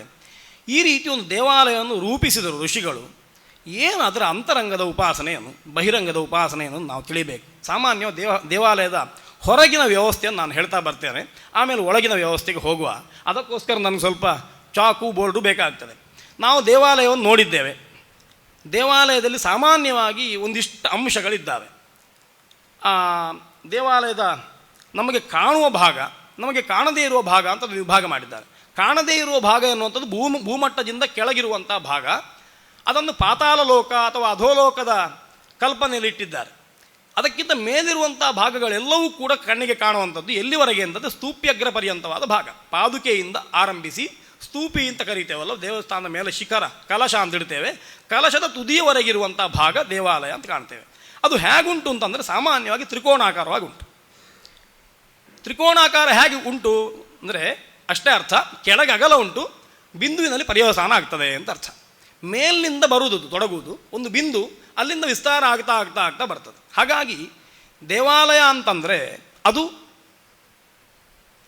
ಮೇಲಿನ ಲೋಕದಿಂದ ನಮ್ಮ ಅನುಗ್ರಹಕ್ಕೋಸ್ಕರವೇ ದೇವರು ಸೂಕ್ಷ್ಮ ರೂಪದಿಂದ ವಿಸ್ತಾರ ಆಗ್ತಾ ಆಗ್ತಾ ಆಗ್ತಾ ಬಂದು ಒಂದು ಮರ್ಯಾದಾ ಪರ್ಯಂತ, ದೇವಸ್ಥಾನದ ಪ್ರಾಕಾರ ಪರ್ಯಂತವಾಗಿ ದೇವರೇ ವ್ಯಾಪಿಸಿದ್ದು ಅಂತ ತಂತ್ರಶಾಸ್ತ್ರಗಳ ನಿರೂಪಣೆ. ಸೂಕ್ಷ್ಮದಿಂದ ಸ್ಥೂಲಕ್ಕೆ ಬಂದದ್ದು. ಆದರೆ ಕಟ್ಟುವಾಗ ಸ್ಥೂಲದಿಂದ ಸೂಕ್ಷ್ಮಕ್ಕೆ ಕಟ್ಟಿ ಸೂಕ್ಷ್ಮದಲ್ಲಿ ನಿಲ್ಲಿಸ್ತೇವೆ, ಶಿಖರವನ್ನು ಇಡ್ತೇವೆ, ಮತ್ತು ಪಾಯಿಂಟ್, ಅದು ಪಾಯಿಂಟಿನ ನಂತರ ಅನಂತ್ಯ, ಇನ್ಫೈನೈಟಿ ಏನೂ ಇಲ್ಲ, ಆ ರೀತಿಯಲ್ಲಿರುವಂಥದ್ದು. ಹಾಗಾಗಿ ಈ 5 ತತ್ವಗಳನ್ನು, 5 ಭೂತಗಳನ್ನು ಅದು ಒಳಗೊಂಡಿದೆ. ಹಾಗೆ ಮನುಷ್ಯ ಶರೀರದಲ್ಲಿ ಇರುವ ಹಾಗಿನ ಅವಯವಗಳು ಅದಕ್ಕುಂಟು. ಹಾಗಾಗಿ ನಮಗೆ ಕಣ್ಣಿಗೆ ಕಾಣುವಂಥ ಅವಯವಗಳು ಯಾವುದು ಅಂತ ಕೇಳಿದರೆ ಪಾದುಕ, ಜಗತಿ, ಗಳ, ಪಟ್ಟಿಕ ಅಥವಾ ಕುಮುದ, ಗಳ, ಪಟ್ಟಿಕ ಎನ್ನುವಂಥ 5 ಸ್ತರಗಳು. ಅದಕ್ಕೆ ಪಂಚವರ್ಗ ಅಂತ ಕರಿತೇವೆ, ನಮ್ಮ ಭಾಷೆಯಲ್ಲಿ ಪಂಚಾಂಗ ಅಂತ ಕರಿತೇವೆ. ಮನೆಗೆ ಪಂಚಾಂಗ ಹಾಕಿದರು, ಎಷ್ಟು ಸಾಲು ಅಂದರೆ 3 ಸಾಲು ಅಂತ ಹೇಳ್ತೇವೆ. ನಮ್ಮ ಮಂಚಕ್ಕೆ 5 ಕಾಲಿನ ಮಂಚಕ್ಕೆ 3 ಕಾಲು ಇರುವುದು ಅಂತ ಹೇಳಿದ ಹಾಗೆ ಆಗ್ತದೆ. ಪಂಚಾಂಗ ಅಂತಂದರೆ 5 ಇರಬೇಕು ಅಂತ ಅರ್ಥ. 3 ಸಾಲು ಕಟ್ಟಿದರೆ ಪಂಚಾಂಗ ಅಂತ ಆಗೋದಿಲ್ಲ. ಯಾವುದು ಪಂಚಾಂಗ ಅಂದರೆ ಪಾದುಕ ಅಂತ ಒಂದು, ಜಗತಿ ಅಂತ ಒಂದು, ಕುಮುದ ಅಂತ ಒಂದು, ಗಳ ಅಂತ ಒಂದು, ಪಟ್ಟಿಕ ಅಥವಾ ಪಡಿ ಅಂತ ಒಂದು. ಇದು 5 ಸೇರಿದ್ರೆ ಪಂಚಾಂಗ ಅಂತ ಆಗೋದು. ಈ ಪಂಚಾಂಗದ ಮೇಲೆ ಮತ್ತೆ ಗೋಡೆ ಹೋಗ್ತದೆ, ಅದಕ್ಕೆ ಭಿತ್ತಿ ಅಂತ ಹೆಸರು. ಅದರ ಮೇಲೆ ಮತ್ತೆ ಪಕ್ಕಾಸುಗಳು ಇಳಿಬೋದು, ಕಪೋತ ಇಳಿಬೋದು, ಅದರ ಮೇಲೆ ಪುನಃ ಕಂಠ ಅಂತ ಆಗ್ತದೆ, ಆಮೇಲೆ ಪುನಃ ತಲೆ ಶಿಖರ ಆಗ್ತದೆ, ಶಿಖರದ ಮೇಲೆ ಸ್ತೂಪಿ ಬರ್ತದೆ. ಹೀಗೆ ಇಷ್ಟು ಅವಯವಗಳಿಂದ ಒಂದು ದೇವಸ್ಥಾನ ನಮಗೆ ನಿಂತುಕೊಂಡ ಹಾಗೆ ಕಾಣ್ತದೆ. ದೇವಸ್ಥಾನ ನಿಂತದ್ದು. ಇದು ಯಾಕೆ ಹೀಗೆ ಅಂತಂದರೆ, ದೇವರನ್ನು ಉಪಾಸನೆ ಮಾಡುವಾಗ ನಮಗೆ ನಾವು ಪಾಂಚಭೌತಿಕವಾದ ಶರೀರದಲ್ಲೇ ಇರುವುದರಿಂದ, ನಾವು ಮನುಷ್ಯ ಶರೀರದಲ್ಲೇ ಇರುವುದರಿಂದ ನಮಗೆ ಇದನ್ನು ಬಿಟ್ಟು ಮತ್ತೊಂದು ಕಲ್ಪನೆ ಮಾಡಲಿಕ್ಕೆ ಶಕ್ತಿ ಇಲ್ಲ, ಸಾಮರ್ಥ್ಯವೂ ಇಲ್ಲ. ಅದಕ್ಕೋಸ್ಕರ ಏನು ಮಾಡಿದ್ರು ಋಷಿಗಳು ಅಂತಂದರೆ, ನಿಮ್ಮ ದೇಹವನ್ನು ನಿರಂತರ ನೋಡ್ತಾ ಇರ್ತೀರಲ್ವ, ಕಾಲಿನ ತಲೆಯವರೆಗೆ, ಇನ್ನೊಬ್ಬನನ್ನು ನೋಡ್ತೇವೆ, ನಮ್ಮದನ್ನು ಕನ್ನಡಿಯಲ್ಲಿ ನೋಡ್ತೇವೆ. ಹಾಗಾಗಿ ಅದನ್ನು ಕೂಡ ಹಾಗೆ ಕಲ್ಪಿಸಿಕೊಳ್ಳಿ, ದೇವರನ್ನು ಹಾಗೆ ಕಲ್ಪಿಸಿಕೊಳ್ಳಿ. ಅವನಿಗೂ ಕಾಲಿನಿಂದ ತಲೆಯವರೆಗಿರೋ ಅವಯವಗಳು ನಿಮ್ಮ ಅವಯವದ ಹಾಗೆ ಉಂಟು. ಮನುಷ್ಯ ಅವಯವ ಹೇಗುಂಟೋ ದೇವರಿಗೂ ಹಾಗೇ ಉಂಟು ಅಂತ ನನ್ನ ಗುರುಗಳು ಹೇಳ್ತಾ ಇದ್ದರು. ಒಂದು ದನ ಎಲ್ಲಿಯಾದರೂ ದೇವರನ್ನು ಕಲ್ಪಿಸಿಕೊಂಡ್ರೆ ಅದು 2 ಕೊಂಬುಂಟು, ಒಂದು ಬಾಲ ಉಂಟು, 4 ಕಾಲು ಉಂಟು ಅಂತ ಕಲ್ಪಿಸಿಕೊಳ್ತದೆ. ನಾವು ಮನುಷ್ಯರು, ಹಾಗಾಗಿ ನಾವು ಮನುಷ್ಯ ಶರೀರದಲ್ಲಿ ದೇವರನ್ನು ನೋಡ್ತೇವೆ. ಋಷಿಗಳು ಅದಕ್ಕಿಂತಲೂ ಹೆಚ್ಚಿಗಿರುವ, ಅದಕ್ಕಿಂತಲೂ ಹೆಚ್ಚಾದ ಚೈತನ್ಯಪೂರ್ಣವಾದಂಥ ಶರೀರವನ್ನು ಅನುಭವಿಸಿಕೊಂಡು ಅವಲಂಬಿಸಿಕೊಂಡು ಅದನ್ನು ಕಲ್ಪಿಸಿಕೊಳ್ತಾರೆ. ಹಾಗಾಗಿ ನಾವು ನಮ್ಮ ಈ ಶರೀರ ಬೀಳುವವರೆಗೂ ಕಲ್ಪಿಸಿಕೊಳ್ಳುವುದು ಯಾವುದು ಅಂತ ಕೇಳಿದ್ರೆ, ದೇವರಿಗೂ ನಮ್ಮ ಹಾಗೆ ಎರಡು ಕಾಲು ಎರಡು ಕೈ, ಧ್ಯಾನದಲ್ಲಿ ವಿಶಿಷ್ಟವಾಗಿದ್ದರೆ ಅನೇಕ ಕೈಗಳು ಅನೇಕ ಕಾಲುಗಳು ಅಂತ ಇದ್ದರೆ ಬಿಟ್ಟರೆ, ಸಾಮಾನ್ಯವಾದ ಸ್ವರೂಪ ಎರಡು ಕಾಲು ಎರಡು ಕೈ, ನಮ್ಮ ಹಾಗೆ ಹೊಟ್ಟೆ, ನಮ್ಮ ಹಾಗೆ ಎದೆ, ನಮ್ಮ ಹಾಗೆ ಕಂಠ, ಆಮೇಲೆ ಶಿರಸ್ಸು, ಮತ್ತೊಂದು ಕೂರ್ಚ, ಮೇಲಿಂದ ಕೂದಲುಗಳು ಅಂತ ಹೀಗೇ ಕಲ್ಪಿಸಿಕೊಳ್ತೇವೆ ದೇವಸ್ಥಾನವನ್ನು. ಅದಕ್ಕೋಸ್ಕರ ಪ್ರಾಚೀನರು ಅದಕ್ಕಿಂತ ಹೊರತಾದ ಕಲ್ಪನೆಗೆ ಹೋಗದೆ, ಸಾಮಾನ್ಯ ಒಬ್ಬ ಮನುಷ್ಯ ನಿಂತುಕೊಂಡ್ರೆ ಯಾವ ರೀತಿ ಕಾಣ್ತಾನೆ ಆ ರೀತಿಯಲ್ಲಿ ದೇವಸ್ಥಾನವನ್ನು ಕಲ್ಪಿಸಿದರು. ಅದನ್ನು ನಮಗೆ ನೋಡಿದರೆ ದೇವಸ್ಥಾನ ಅಂತಂದರೆ ಒಬ್ಬ ಪುರುಷನ ಬಾಹ್ಯ ಶರೀರ ಎನ್ನುವ ಕಲ್ಪನೆ ಬರ್ತದೆ. ತಂತ್ರಶಾಸ್ತ್ರ ಅದನ್ನು ತುಂಬ ಸುಂದರವಾಗಿ ಹೇಳ್ತದೆ. ತಂತ್ರ ಸಮುಚ್ಚಯ ಹೇಳ್ತದೆ, ಪ್ರಾಸಾದ ಅರ್ಚಾಚ ವಿಶ್ವೇಶು ತ್ರಿಹ ವಪುಷಿ ಸ್ಥೂಲ ಸೂಕ್ಷ್ಮೇ. ಪ್ರಾಸಾದ ಮತ್ತು ಅರ್ಚ, ಒಳಗಿರುವಂಥ ಬಿಂಬ, ಹೊರಗಿರುವಂಥ ಪ್ರಾಸಾದ, ಅದು ಎರಡೂ ಕೂಡ ಭಗವಂತನ ಸ್ಥೂಲ ಮತ್ತು ಸೂಕ್ಷ್ಮವಾದಂತಹ ಬಿಂಬಗಳು, ವಪುಸ್ಸು ಶರೀರ ಅಂತ. ಹಾಗಾಗಿ ದೇವರ ಶರೀರವನ್ನೇ ಕಲ್ಪಿಸಿಕೊಳ್ಳುವಂಥದ್ದು. ಅದನ್ನು ವಾಸ್ತು ಪುರುಷ ಅಂತಲೂ ಕರೀತಾರೆ, ಪ್ರಾಸಾದ ಪುರುಷ ಅಂತಲೂ ಕರೀತಾರೆ, ಮಹಾಪುರುಷ ಅಂತಲೂ ಹೇಳ್ಬೋದು. ಅದನ್ನು ಅದು ಪೂರ್ಣವಾಗಿರುವಂತಹ ದೇವರ ಸ್ವರೂಪ. ಇದಂ ವಿಷ್ಣು ವಿಚಕ್ರಮೇ ತ್ರೇಧಾ ನಿದಧೇ ಪದಂ ಅಂತುಂಟಲ್ವ, 3 ಬಾರಿ ಅವ ಕಾಲನ್ನು ಇಟ್ಟು ವಿಕ್ರಮವನ್ನು ಸಾಧಿಸಿದ ತ್ರಿವಿಕ್ರಮ ಎನ್ನುವ ಲಕ್ಷ್ಯಕ್ಕೆ ದೇವಸ್ಥಾನವನ್ನು ಆ ರೀತಿಯಲ್ಲಿ ಕಲ್ಪಿಸಿಕೊಂಡಿದ್ದಾರೆ. ಹಾಗಾಗಿ ಪ್ರತಿಯೊಂದು ದೇವಾಲಯಕ್ಕೂ ಪಾದುಕೆಯಿಂದ ಆರಂಭಿಸಿ, ಅಂದರೆ ಪಾದದಿಂದ ಆರಂಭಿಸಿ, ಪಾದುಕ ಎನ್ನುವುದಕ್ಕೆ ಪಾದ ಎನ್ನುವುದು ಅರ್ಥ. ಪಾದುಕೆ ಅಂತ ನಾವು ಕರೆಯುವಂಥ ಮೆಟ್ಟಿಗೆ, ಚಪ್ಪಲಿಗೆ ಉಪಾನಹ ಅಂತ ಹೇಳ್ತೇವೆ, ಅದು ಪಾದುಕೆಯಿಂದ ಅಡಿಯಲ್ಲಿರ್ತದೆ. ಅದನ್ನು ದೇವಸ್ಥಾನದ ಒಟ್ಟು ಲೆಕ್ಕದಿಂದ ಹೊರಗಿಡ್ತಾರೆ. ಪಾದುಕಾದಿ ಸ್ತೂಪ್ಯಗ್ರಾಂತಹ ಅಭ್ಯುಚ್ಛಯ ಅಂತ ಹೇಳ್ತಾ, ಉಪಾನಹದ ಪಾದುಕೆ ಅಡಿಗಿರುವಂಥ ಉಪಪೀಠ ಇತ್ಯಾದಿಗಳ ಕಲ್ಲಿನ ಅಳತೆಯನ್ನು ಒಟ್ಟು ಎತ್ತರದಿಂದ ನಾವು ಹೊರಗಿಡ್ತೇವೆ. ಹೇಗೆ ಅಂತಂದರೆ ತುಂಬ ಸುಲಭ. ನಮ್ಮ ಹೈಟನ್ನು ಚೆಕ್ ಮಾಡುವಾಗ ಮೆಟ್ಟು ತೆಗೆದು ಬನ್ನಿ ಅಂತ ಹೇಳ್ತಾರೆ. ಶೂ ಹಾಕೊಳ್ಬೇಡಿ, ಮೆಟ್ಟು ಹಾಕೊಳ್ಬೇಡಿ, ಹೈ ಹೀಲ್ಡ್ ಹಾಕೊಳ್ಬೇಡಿ. ಯಾಕೆ ಅಂತಂದರೆ ನಿಮ್ಮ ಯಥಾರ್ಥವಾದ ಹೈಟ್ ಗೊತ್ತಾಗೋದಿಲ್ಲ. ಅದಕ್ಕೋಸ್ಕರ ವೆಯ್ಟನ್ನು ಚೆಕ್ ಮಾಡುವಾಗ ಸಾಮಾನ್ಯವಾಗಿ ನಾವು ಉಟ್ಟ ಬಟ್ಟೆಯನ್ನು ಬಿಟ್ಟು ಆ ಬಟ್ಟೆಯನ್ನು ಇಟ್ಟುಕೊಂಡು ಒಂದು ವೆಯ್ಟ್ ಚೆಕ್ ಮಾಡ್ತೇವೆ. ಅದಕ್ಕಿಂತ ಹೆಚ್ಚಿನ ಬ್ಯಾಗ್ ಇದ್ದರೆ ತೆಗೆದಿಟ್ಟು ಬನ್ನಿ, ಬ್ಯಾಗ್ ಬೇಡ, ನಿಮ್ಮ ವೆಯ್ಟ್ ಮಾತ್ರ ಸಾಕು ಅಂತ. ಹಾಗೆ ದೇವಸ್ಥಾನದ ಲೆಕ್ಕಾಚಾರವನ್ನು ಹಾಕುವಾಗಲೂ ಪಾದುಕೆಯ ಲೆಕ್ಕಾಚಾರ, ಅಂದರೆ ಉಪಾನದ ಲೆಕ್ಕಾಚಾರ ಹಾಕಲಿಕ್ಕಿಲ್ಲ. ಪಾದುಕ ಅಂತ ಒಂದು ಅವಯವ ಉಂಟು, ಅದರಿಂದ ಮತ್ತೆ ಸ್ತೂಪ್ಯಕ್ಕೆ ಅಂತ ಎತ್ತರವನ್ನು ಲೆಕ್ಕ ಹಾಕಲಿಕ್ಕೆ ಉಂಟು. ಈ ರೀತಿಯಲ್ಲಿ ದೇವಸ್ಥಾನದ ಎತ್ತರವನ್ನು ಲೆಕ್ಕ ಹಾಕ್ತಾರೆ. ಸಾಮಾನ್ಯವಾಗಿ ಮನುಷ್ಯ ಶರೀರಕ್ಕೂ ಪ್ರಾಸಾದಕ್ಕೂ ಸಾಮ್ಯ ಹೇಗುಂಟು, ಅದು ಒಂದೇ ರೀತಿ ಹೇಗೆ ಅನ್ನೋದನ್ನು ನಾನೊಂದು ಚಿತ್ರವನ್ನು ಬರೆದು ತೋರಿಸ್ತೇನೆ. ನನಗೆ ಚಾಕ್ ಬೇಕು.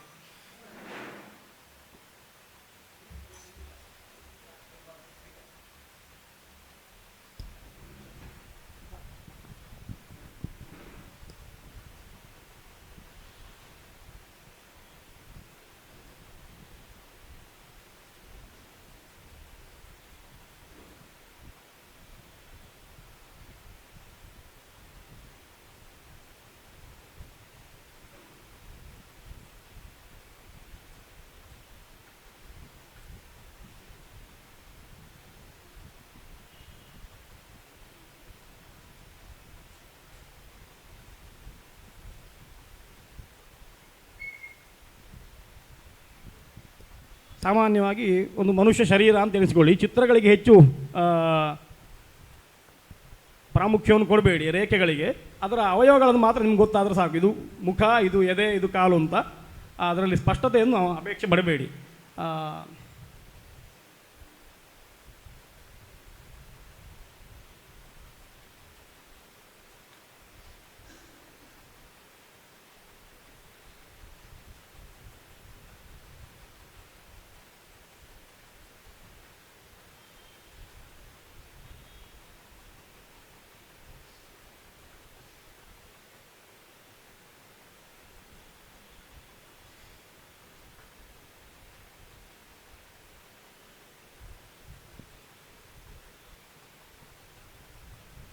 ಈ 2 ಚಿತ್ರಗಳನ್ನು ನೋಡಿ ಇಲ್ಲಿವರೆಗೆ ಬರಬೇಕದು ಬರ್ತದೆ ಅಂತ ಅರ್ಥ. ಹಾಗೆ ಇಟ್ಕೊಳ್ಳುವ. ನಾವು ಇದನ್ನು ಪಾದುಕ ಅಂತ ಕರಿತೇವೆ. ಇದು ಪಾದ ಆಯಿತು. ಮನುಷ್ಯ ಶರೀರದಲ್ಲಿ ಇದು ಪಾದ ಅಂತ ಆದರೆ, ದೇವಸ್ಥಾನದಲ್ಲಿ ಇದು ಪಾದುಕೆ ಅಂತ ಕರೆಯಲ್ಪಡ್ತದೆ. ಇದಕ್ಕೆ ಜಗತಿ ಅಂತ ಕರಿತೇವೆ. ಇದು ಈ ಭಾಗ ಆಯಿತು. ಇದಕ್ಕೆ ಕುಮುದ ಅಂತ ಕರಿತೇವೆ. ಇದು ಈ ಭಾಗ ಆಯಿತು. ಈ ಪಡಿ ಅಂತ ಕರೆಯುವಂಥ ಪಟ್ಟಿಕ ಎನ್ನುವಂಥದ್ದು ಸೊಂಟದ ಭಾಗಕ್ಕೆ ಬಂತು. ಇದು ಪಟ್ಟಿ ಆಯಿತು. ಸಾಮಾನ್ಯವಾಗಿ ಹೇಗಿರ್ತದೆ, ಇದರ ಮೇಲೂ ವೇದಿಕಾ ಅಂತ ಬರ್ತದೆ, ಅದು ನಮಗೆ ಈ ಭಾಗಕ್ಕೆ ಬರುವಂಥದ್ದು. ಹಾಗಾಗಿ ಇದನ್ನು ಅಧಿಷ್ಠಾನ ಅಂತ ಕರೆಯುವಂಥದ್ದು ದೇವಸ್ಥಾನದಲ್ಲಿ. ಇದು ಪಾದುಕೆ, ಇದು ಜಗತಿ, ಇದು ಕುಮುದ, ಇದು ಗಳ, ಇದು ಪಡಿ. ಗಳ ಮತ್ತು ಪಡಿ ಈ ಜಾಗವೇ. ಅಂದರೆ ಸಾಮಾನ್ಯವಾಗಿ ಸೊಂಟ ಬರುವ ಹೊತ್ತಿಗೆ ಹೀಗೆ ಬಂದು ಹೀಗೆ ಬರ್ತದೆ, ಹೀಗೆ ಬರ್ತದೆ. ಈ ಪಟ್ಟಿಯಲ್ಲಿ ಇದು ಕುಮುದ ಅಂತ ಆದರೆ ಇದು ಗಳ, ಇದು ಪಡಿ. ಒಪ್ಪರ ಅಂತ ಕರಿತೇವೆ. ಸ್ವಲ್ಪ ಸೊಂಟ ಒಳಗೆ ಹೋಗಿರ್ತದೆ, ಅದನ್ನು ಗಳ ಸೂಚಿಸ್ತದೆ, ಇದು ಪಡಿ ಸೂಚಿಸ್ತದೆ. ಅದು ಅಲಂಕಾರದ ವ್ಯವಸ್ಥೆಗಳು. ಹೀಗೆ ಬಂದು ಇಲ್ಲಿಯವರೆಗೆ ಇರುವಂಥದ್ದು ಅಧಿಷ್ಠಾನ ಭಾಗ. ಇಷ್ಟು ಭಾಗ ಉಂಟಲ್ಲ, ಇದನ್ನು ಭಿತ್ತಿ ಅಂತ ಕರೆಯುವಂಥದ್ದು. ಎಲ್ರಿಗೂ ಕಾಣ್ತದೆ ಅಂತ ಭಾವಿಸ್ತೇನೆ. ಇದು ಭಿತ್ತಿ, ದೇವಸ್ಥಾನದ ಗೋಡೆ. ಆ ಗೋಡೆ ಇಲ್ಲಿಂದ ಇಲ್ಲಿವರೆಗಿರುವಂಥ ಭಾಗ. ಆಮೇಲೆ ಇದು 2 ಬಾಹುಗಳು, ಕಪೋತ ಅಂತ ಕರಿತೇವೆ. ತಮಿಳು ಶೈಲಿಯ ದೇವಾಲಯಗಳಲ್ಲಿ ಈ ರೀತಿಯ ರಚನೆಗಳಿರ್ತದೆ. ಭಿತ್ತಿಯ ನಂತರ ಈ ರೀತಿಯ ರಚನೆಗಳಿರ್ತದೆ. ನಾವು ಇಲ್ಲಿ ಕೇರಳೀಯ ಶೈಲಿಯಲ್ಲಿ ಅಥವಾ ನಮ್ಮ ಊರಿನ ಕರಾವಳಿಯ ಶೈಲಿಯಲ್ಲಿ ಮಳೆ ಹೆಚ್ಚಾದ್ರಿಂದ ಇಂಥ ಮಾಡನ್ನು ಉಪಯೋಗ ಮಾಡ್ತೇವೆ. ಈ ಶೈಲಿ ಚೀನಾದಲ್ಲಿ, ಟಿಬೇಟ್ನಲ್ಲಿ, ಥೈಲ್ಯಾಂಡ್ನಲ್ಲಿ, ನೇಪಾಳದಲ್ಲೂ ಕೂಡ ಉಂಟು. ಕೇವಲ ನಮ್ಮ ಕರಾವಳಿಯಲ್ಲಿ ಮಾತ್ರ ಅಲ್ಲ. ನೀವು ಬೇಕಾದರೆ ಗೂಗಲ್ನಲ್ಲಿ ಸರ್ಚ್ ಮಾಡಿ ನೋಡ್ಬೋದು. ಬೇರೆ ಬೇರೆ ಪ್ರದೇಶದ ದೇವಸ್ಥಾನಗಳು, ಇಂಡೋನೇಷ್ಯಾದಲ್ಲೆಲ್ಲ ಇಂಥ ದೇವಸ್ಥಾನಗಳಿದ್ದಾವೆ, ತುಂಬ ಇದ್ದಾವೆ. ನೇಪಾಳದಲ್ಲಿ, ಟಿಬೇಟ್ನಲ್ಲೂ ಕೂಡ ಇಂಥ ದೇವಸ್ಥಾನಗಳಿದ್ದಾವೆ. ಈ ರೀತಿ ಮಳೆಯ ಅಥವಾ ಹಿಮದ ಪಾತಕ್ಕೋಸ್ಕರ, ಅದು ಜಾರಿ ಹೋಗ್ಲಿಕ್ಕೋಸ್ಕರ ಮಾಡಿಕೊಂಡ ವ್ಯವಸ್ಥೆ ಇದೆ ಅಷ್ಟೇ. ಇದು ಬಾಹು ಅಂತ ಕರೆಯಲ್ಪಡ್ತದೆ ಈ ಭಾಗ. ಇಲ್ಲಿದು ಸ್ಕಂದ. ಇದನ್ನು ಕುತ್ತಿಗೆ ಅಂತ ಕರಿತೇವೆ, ಗ್ರೀವ ಅಂತ ಕರಿತೇವೆ. ದೇವಸ್ಥಾನದಲ್ಲೂ ಕೂಡ ಇದಕ್ಕೆ ಗ್ರೀವ ಅಂತ ಕರೆಯುವಂಥದ್ದು. ಆರೂಢ ಭಿತ್ತಿ ಅಂತ ಕರಿತೇವೆ, ಗ್ರೀವ ಅಂತ ಕರಿತೇವೆ. ಮೇಲಿನ ಶಿರಸ್ಸು ಎನ್ನುವಂಥದ್ದು ಈ ಭಾಗ ಆಗ್ತದೆ. ಇದರಲ್ಲಿ ತಮಿಳು ಶೈಲಿಯ ದೇವಸ್ಥಾನಗಳಲ್ಲಿ ನಾಸಿಕ ಅಂತ ಮಾಡ್ತೇವೆ. ಹೀಗಿರ್ತದೆ, ಈ ಶೈಲಿ ಇರ್ತದೆ. ಇದರಲ್ಲಿ ಮುಖಗಳಿರ್ತದೆ. ಇದು ಮುಖ, ಇದು ಬರುವಂಥದ್ದು. ಇದರ ಮೇಲೆ ಬರುವಂಥದ್ದು ಈ ಸ್ತೂಪಿ ಅನ್ನುವಂಥದ್ದು ಕೂದಲನ್ನು ಜುಟ್ಟು ಕಟ್ಟಿ ಶಿಖಾಮಣಿ ಇಟ್ಟರೆ ಹೇಗೆ ಕಾಣ್ತದೋ ಹಾಗೆ ಇರುವಂಥದ್ದು. ಹಾಗಾಗಿ ದೇವಸ್ಥಾನ ಎನ್ನುವಂಥದ್ದು ಒಬ್ಬ ಸಾಮಾನ್ಯ ಪುರುಷ ನಿಂತುಕೊಂಡ್ರೂ ಒಂದೇ ರೀತಿ ಕಾಣುವುದರಿಂದ ಪ್ರಾಸಾದ ಅರ್ಚಾಚ ವಿಶ್ವೇಶು ತ್ರಿಹೋಪುಷಿ ಸ್ಥೂಲ ಸೂಕ್ಷ್ಮೆ ಅಂತ ಸ್ಥೂಲ ಶರೀರ ಎನ್ನುವುದಕ್ಕೆ ಅದು ಕಾರಣ. ಇದನ್ನು ಎಲ್ಲ ಶಾಸ್ತ್ರ ಗ್ರಂಥಗಳು, ಎಲ್ಲ ಶಿಲ್ಪ ಗ್ರಂಥಗಳು ಹೇಳಿದ್ದ. ಇದರಲ್ಲಿ ವಿವಾದ ಇಲ್ಲ. ಇದಲ್ಲ, ಹಾಗಾದರೆ ದೇವರು ಕೂತ್ಕೊಂಡಾಗ ಏನು ಮಾಡ್ತೀರಿ ಅಂತ ಕೇಳಿದ್ರೆ ಅದಕ್ಕೆ ಉತ್ತರ ಅಲ್ಲ. ಸಾಮಾನ್ಯವಾಗಿ ನಿಂತ ಭಂಗಿಯನ್ನು ಉಪಯೋಗ ಮಾಡ್ತೇವೆ ಅಷ್ಟೇ. ವಿಗ್ರಹವನ್ನು ಕೂತ್ಕೊಂಡು ಹಾಗೆ ಇಟ್ಕೊಳ್ಬೋದು, ಒಳಗಿರುವ ವಿಗ್ರಹ ಕೂತ್ಕೊಂಡಿರ್ಬೋದು, ನಿಂತ್ಕೊಂಡಿರ್ಬೋದು. ಸಾಮಾನ್ಯ ನಿಯಮ ದೇವಸ್ಥಾನ ಅಂತಂದರೆ ದೇವರು ನಿಂತ ಭಂಗಿಯಲ್ಲಿದ್ದಾಗ ಹೇಗೆ ಕಾಣ್ತಾನೋ ಪ್ರಾಸಾದ ಹಾಗೆ ಕಾಣಬೇಕು ಎನ್ನುವ ದೃಷ್ಟಿಯಿಂದ ಈ ರೀತಿಯಲ್ಲಿ ದೇವಸ್ಥಾನ ರೂಪಿಸಿದರು. ಇದು ಹೊರಗಿದ್ದಾಯ್ತಲ್ವ, ಅಂದರೆ ನಮ್ಮ ದೇಹದ ಹೊರಗಿರುವುದಾಯಿತು, ದೇಹದ ಭಾಗಗಳಾಯಿತು. ನಮ್ಮಲ್ಲೂ ಮತ್ತು ಪುನಃ ತ್ವಕ್, ಚರ್ಮ, ಮಾಂಸ, ರುಧಿರ, ಮೇದ, ಮೇಧಸ್ಸು, ಮಜ್ಜ, ಸ್ನಾಯು, ಅಸ್ಥಿ ಅಂತ 7 ಧಾತುಗಳಿದ್ದಾವೆ. ಇವುಗಳು ಬರಬೇಕಲ್ವ ಅಂತ ಕೇಳಿದರೆ ಅದನ್ನೂ ಕೂಡ ಶಾಸ್ತ್ರ ಹೇಳಿದೆ. ವಿಸ್ತಾರ ಆಗ್ತದೆ ಅಂತ ಹೇಳುವುದಿಲ್ಲ. ಅದನ್ನು ಬೇಕು ಅಂತಾದರೆ ವಿಷ್ಣು ಸಂಹಿತಾದಿ ಗ್ರಂಥಗಳಲ್ಲಿ ನೋಡ್ಕೊಳ್ಬೋದು. ಬೇಕಾದಷ್ಟು ಶಿಲ್ಪ ಗ್ರಂಥಗಳಿದ್ದಾವೆ. ಇವತ್ತು ಗ್ರಂಥಗಳನ್ನು ಸಂಪಾದನೆ ಮಾಡಲಿಕ್ಕೆ ಮತ್ತು ಗ್ರಂಥಗಳನ್ನು ಅಧ್ಯಯನ ಮಾಡಲಿಕ್ಕೆ ಯಾವ ಕಷ್ಟ ಇಲ್ಲ. ಹಿಂದೆ ಗ್ರಂಥಗಳು ಉಪಲಭ್ಯ ಆಗ್ತಿರಲಿಲ್ಲ, ಎಲ್ಲ ಪ್ರಿಂಟ್ ಆಗಿರ್ತಿರಲಿಲ್ಲ. ಅದು ಎಲ್ಲೆಲ್ಲೋ ಕೈಬರಹದಲ್ಲಿತ್ತು, ಸಿಗುವುದು ಕಷ್ಟ ಆಗಿತ್ತು. ಈಗ ಹಾಗಿಲ್ಲ, ಎಲ್ಲ ಗ್ರಂಥಗಳು ಸಿಗ್ತದೆ, ಅದನ್ನು ನೋಡಬೇಕಷ್ಟೇ. ಒಂದಷ್ಟು ಗ್ರಂಥಗಳು ನಮಗೆ ನಮ್ಮ ಲೈಬ್ರರಿಯಲ್ಲೂ ಇದ್ದಾವೆ, ತುಂಬ ಗ್ರಂಥಗಳಿದ್ದಾವೆ. ಎಲ್ಲ ಗ್ರಂಥಗಳ ಸಾಮಾನ್ಯ ಅಭಿಪ್ರಾಯ ಇದರ ಒಳಗೆ 7 ಧಾತುಗಳು ಇದ್ದಾವೆ. ಇದಕ್ಕೆ ಹಚ್ಚಿದಂತಹ ಸುಧಾ ಬಣ್ಣ ಏನುಂಟು ಅದು ಚರ್ಮ ಆಗ್ತದೆ. ಅದಕ್ಕೆ ಮೆಚ್ಚಿದಂತಹ ಗಾರೆ ಅನ್ನುವಂಥದ್ದು ಅದಕ್ಕೆ ಒಳಗಿರುವಂತಹ ಮಾಂಸ ರುಧಿರಗಳಾಗ್ತದೆ. ಅದಕ್ಕೆ ಹಾಕುವಂಥ ಕಷಾಯ ರುಧಿರ. ಈ ಗಾರೆ ಮಾಡಬೇಕಾದ್ರೆ ಸುಣ್ಣ, ಮರಳು, ಬೆಲ್ಲ, ಬಾಳೆಹಣ್ಣು, ನಾನ್ ವೆಜ್ ಅಂತಂದರೆ ಅಂಡ, ಕುಕ್ಕುಟ ಅಂಡ, ಅದನ್ನು ನಾವು ಉಪಯೋಗ ಮಾಡೋದಿಲ್ಲ ದೇವಸ್ಥಾನಕ್ಕೆ. ಹಳೆಯ ಮನೆಗೆ ಉಪಯೋಗ ಮಾಡ್ತಾರೆ ಉತ್ತರ ಭಾರತದಲ್ಲಿ. ದೇವಸ್ಥಾನಕ್ಕಾಗುವಾಗ ಬಾಳೆಹಣ್ಣನ್ನು ಉಪಯೋಗ ಮಾಡ್ತಾರೆ, ಬೆಲ್ಲವನ್ನು ಉಪಯೋಗ ಮಾಡ್ತಾರೆ, ಸುಣ್ಣ, ಆಮೇಲೆ ಮರಳು, ಆಮೇಲೆ ಮೆಂತೆಯನ್ನು ಉಪಯೋಗ ಮಾಡ್ತಾರೆ, ಮೊಸರನ್ನು ಉಪಯೋಗ ಮಾಡ್ತಾರೆ, ಪಂಚತ್ವಕ್ಕಗಳ ಕಷಾಯವನ್ನು ಉಪಯೋಗ ಮಾಡ್ತಾರೆ. ಸಾಮಾನ್ಯವಾಗಿ ಅಶ್ವತ್ಥ, ಔದುಂಬರ, ಪ್ಲಕ್ಷ, ಚೂತ, ನ್ಯಗ್ರೋಧ ಅಥವಾ ಖಜಿರ ನ್ಯಗ್ರೋಧ, ಪಲಾಶ ನ್ಯಗ್ರೋಧ ಇತ್ಯಾದಿ ತುಂಬ ಅದರಲ್ಲಿ ವೈವಿಧ್ಯ ಉಂಟು. ಅಂತೂ ಆ ತ್ವಕ್ಕುಗಳ ಕಷಾಯವನ್ನು ಮಧ್ಯ ಮಧ್ಯದಲ್ಲಿ ಮಿಕ್ಸ್ ಮಾಡಿ ಅದನ್ನು ಅರೆದು ಗಚ್ಚುಗಾರೆ ಅಂತ ತಯಾರು ಮಾಡ್ತಾಯಿದ್ರು. ಮೊನ್ನೆವರೆಗೆ ನಮ್ಮ ಹಳೆಯ ದೇವಸ್ಥಾನಗಳಲ್ಲಿ ಇತ್ತು ಗಚ್ಚುಗಾರೆ ಅಂತ. ಇವತ್ತು ಸಿಮೆಂಟ್ ಬಂದ ಮೇಲೆ ಅದನ್ನು ಕೇವಲ ಗೋಣಿ ತೆಗೆದು ಮಿಕ್ಸ್ ಮಾಡೋದಂತ ಆಗಿ ಹೋಗಿದೆ. ಅದನ್ನು ತಯಾರು ಮಾಡುವ ವ್ಯವಸ್ಥೆ ಇತ್ತು. ಅದೆಲ್ಲವೂ ಕೂಡ ಈ ಸಪ್ತಧಾತುಗಳ ಕಲ್ಪನೆ ಇದೆಲ್ಲ ಆಗಬೇಕು ಅಂತ 7 ಬಗೆಯನ್ನು ಮಿಶ್ರಣ ಮಾಡಿ ಅರೆದು ಅವುಗಳನ್ನು ಮತ್ತೆ ಹಚ್ಚುವುದು. ಇದಕ್ಕೆ ದೇವಾಲಯ ಅಂತಂದರೆ ಕೇವಲ ನಿರ್ಮಾಣ ಅಲ್ಲ ಅಂತ ಎಷ್ಟೋ ಜನ ಇಂಜಿನಿಯರ್ಗಳೊಟ್ಟಿಗೆ ಗಲಾಟೆ ಮಾಡಿದ್ದೇನೆ. ಅಂದರೆ ಅದು ನಿಮಗೆ ಇಷ್ಟು ಹತ್ರ ಬಂದರೆ ಸಾಕಲ್ವಾ ಅಂತ. ಹಾಗಲ್ಲ, ಅದರೊಳಗೆ ರಾಡ್ ಹಾಕಲಿಕ್ಕಿಲ್ಲ, ಅದಕ್ಕೆ ಮತ್ತೆ ಬೇರೆ ಎಂತ ಮಿಕ್ಸ್ ಹಾಕಲಿಕ್ಕಿಲ್ಲ, ಕೆಮಿಕಲ್ಗಳನ್ನು ಹಾಕಲಿಕ್ಕಿಲ್ಲ, ಪ್ರಾಕೃತಿಕವಾದ ವಸ್ತುಗಳನ್ನೇ ಹಾಕಬೇಕು. ಯಾಕೆ ಅಂತಂದರೆ ಅದು ಒಳಗಿರುವಂಥ ಜೀವವನ್ನು ಬದುಕಿಸಬೇಕಲ್ವಾ. ನಮ್ಮ ಶರೀರ ಹೀಗೆ ಇರಬೇಕಾಗಿಲ್ಲ. ಒಂದು ಸ್ಟೀಲ್ 2 ಡ್ರಮ್ ಮಾಡಿ ನಿಮ್ಮ ಹಾರ್ಟ್ ಡ್ರಮ್ ತೆಗೆದು ಅದರೊಳಗೆ ಇಡ್ತೇನೆ ಅಂತಂದರೆ ಮನುಷ್ಯ ಬದುಕಲಿಕ್ಕೆ ಸಾಧ್ಯ ಇಲ್ಲ. ಮನುಷ್ಯ ಶರೀರದ ಒಳಗೇ ಮನುಷ್ಯನ ಹೃದಯ ಕೆಲಸ ಮಾಡಬೇಕು. ಹೇಗೋ ದೇವಾಲಯವನ್ನು ಕೂಡ ಅದೇ ರೀತಿಯ ಮೆಟೀರಿಯಲ್ಗಳಿಂದಲೇ ಕಟ್ಟಿದರೆ ಒಳಗಿರುವ ಬಿಂಬದಲ್ಲಿ ಚೈತನ್ಯ ಸಂಕ್ರಾಂತ ಆಗ್ತದೆ. ನೀವು ಅಂದರೆ ಇದರ ಹಿಂದೆ ನಾವು ಏನು ಮಾಡಿದ್ದೇವೆ ಅಂತಂದರೆ ಕೇವಲ ಅಷ್ಟಾದರೆ ಸಾಕಲ್ವಾ, ಅರ್ಧ ಗಂಟೆಯಲ್ಲಿ ಸಂಗೀತ ಕಚೇರಿ ಮುಗಿಸಿದ್ರೆ ಸಾಕಲ್ವಾ ಅಂತ ಹೇಳಿ ಯಾವುದೋ ರಾಗೋ ಅಂತ ಹೇಳಿದ್ರೆ ಸಂಗೀತ ಕಚೇರಿ ಆಗೋದಿಲ್ಲ. ಗಂಟೆ ಮುಖ್ಯ ಅಲ್ಲ. ಅದೇ ರೀತಿಯಲ್ಲಿ ದೇವಸ್ಥಾನ ಅಂತಂದರೆ ಅದಕ್ಕೆ ಬೇಕಾಗುವ ವಸ್ತುಗಳು ಕೂಡ ಅದೇ ರೀತಿಯಲ್ಲಿ ತಯಾರಾಗಿ ಬಂದರೆ ಅದು ಪೂರ್ಣ ಆಗ್ತದೆ. ಆಯಿತು, ಕೊನೆಗೆ ವಿಷ್ಣು ಸಂಹಿತೆ ಇನ್ನೂ ಮುಂದೆ ಹೋಗ್ತದೆ.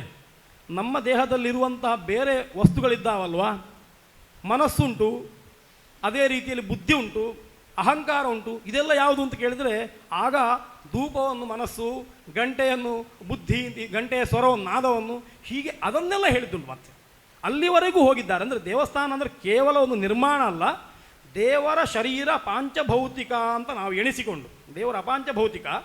ಆದರೆ ನಮ್ಮ ಉಪಾಸನೆಗಾಗುವಾಗ ನಾವು ಪಾಂಚಭೌತಿಕವನ್ನೇ ಇಟ್ಕೊಳ್ತೇವೆ.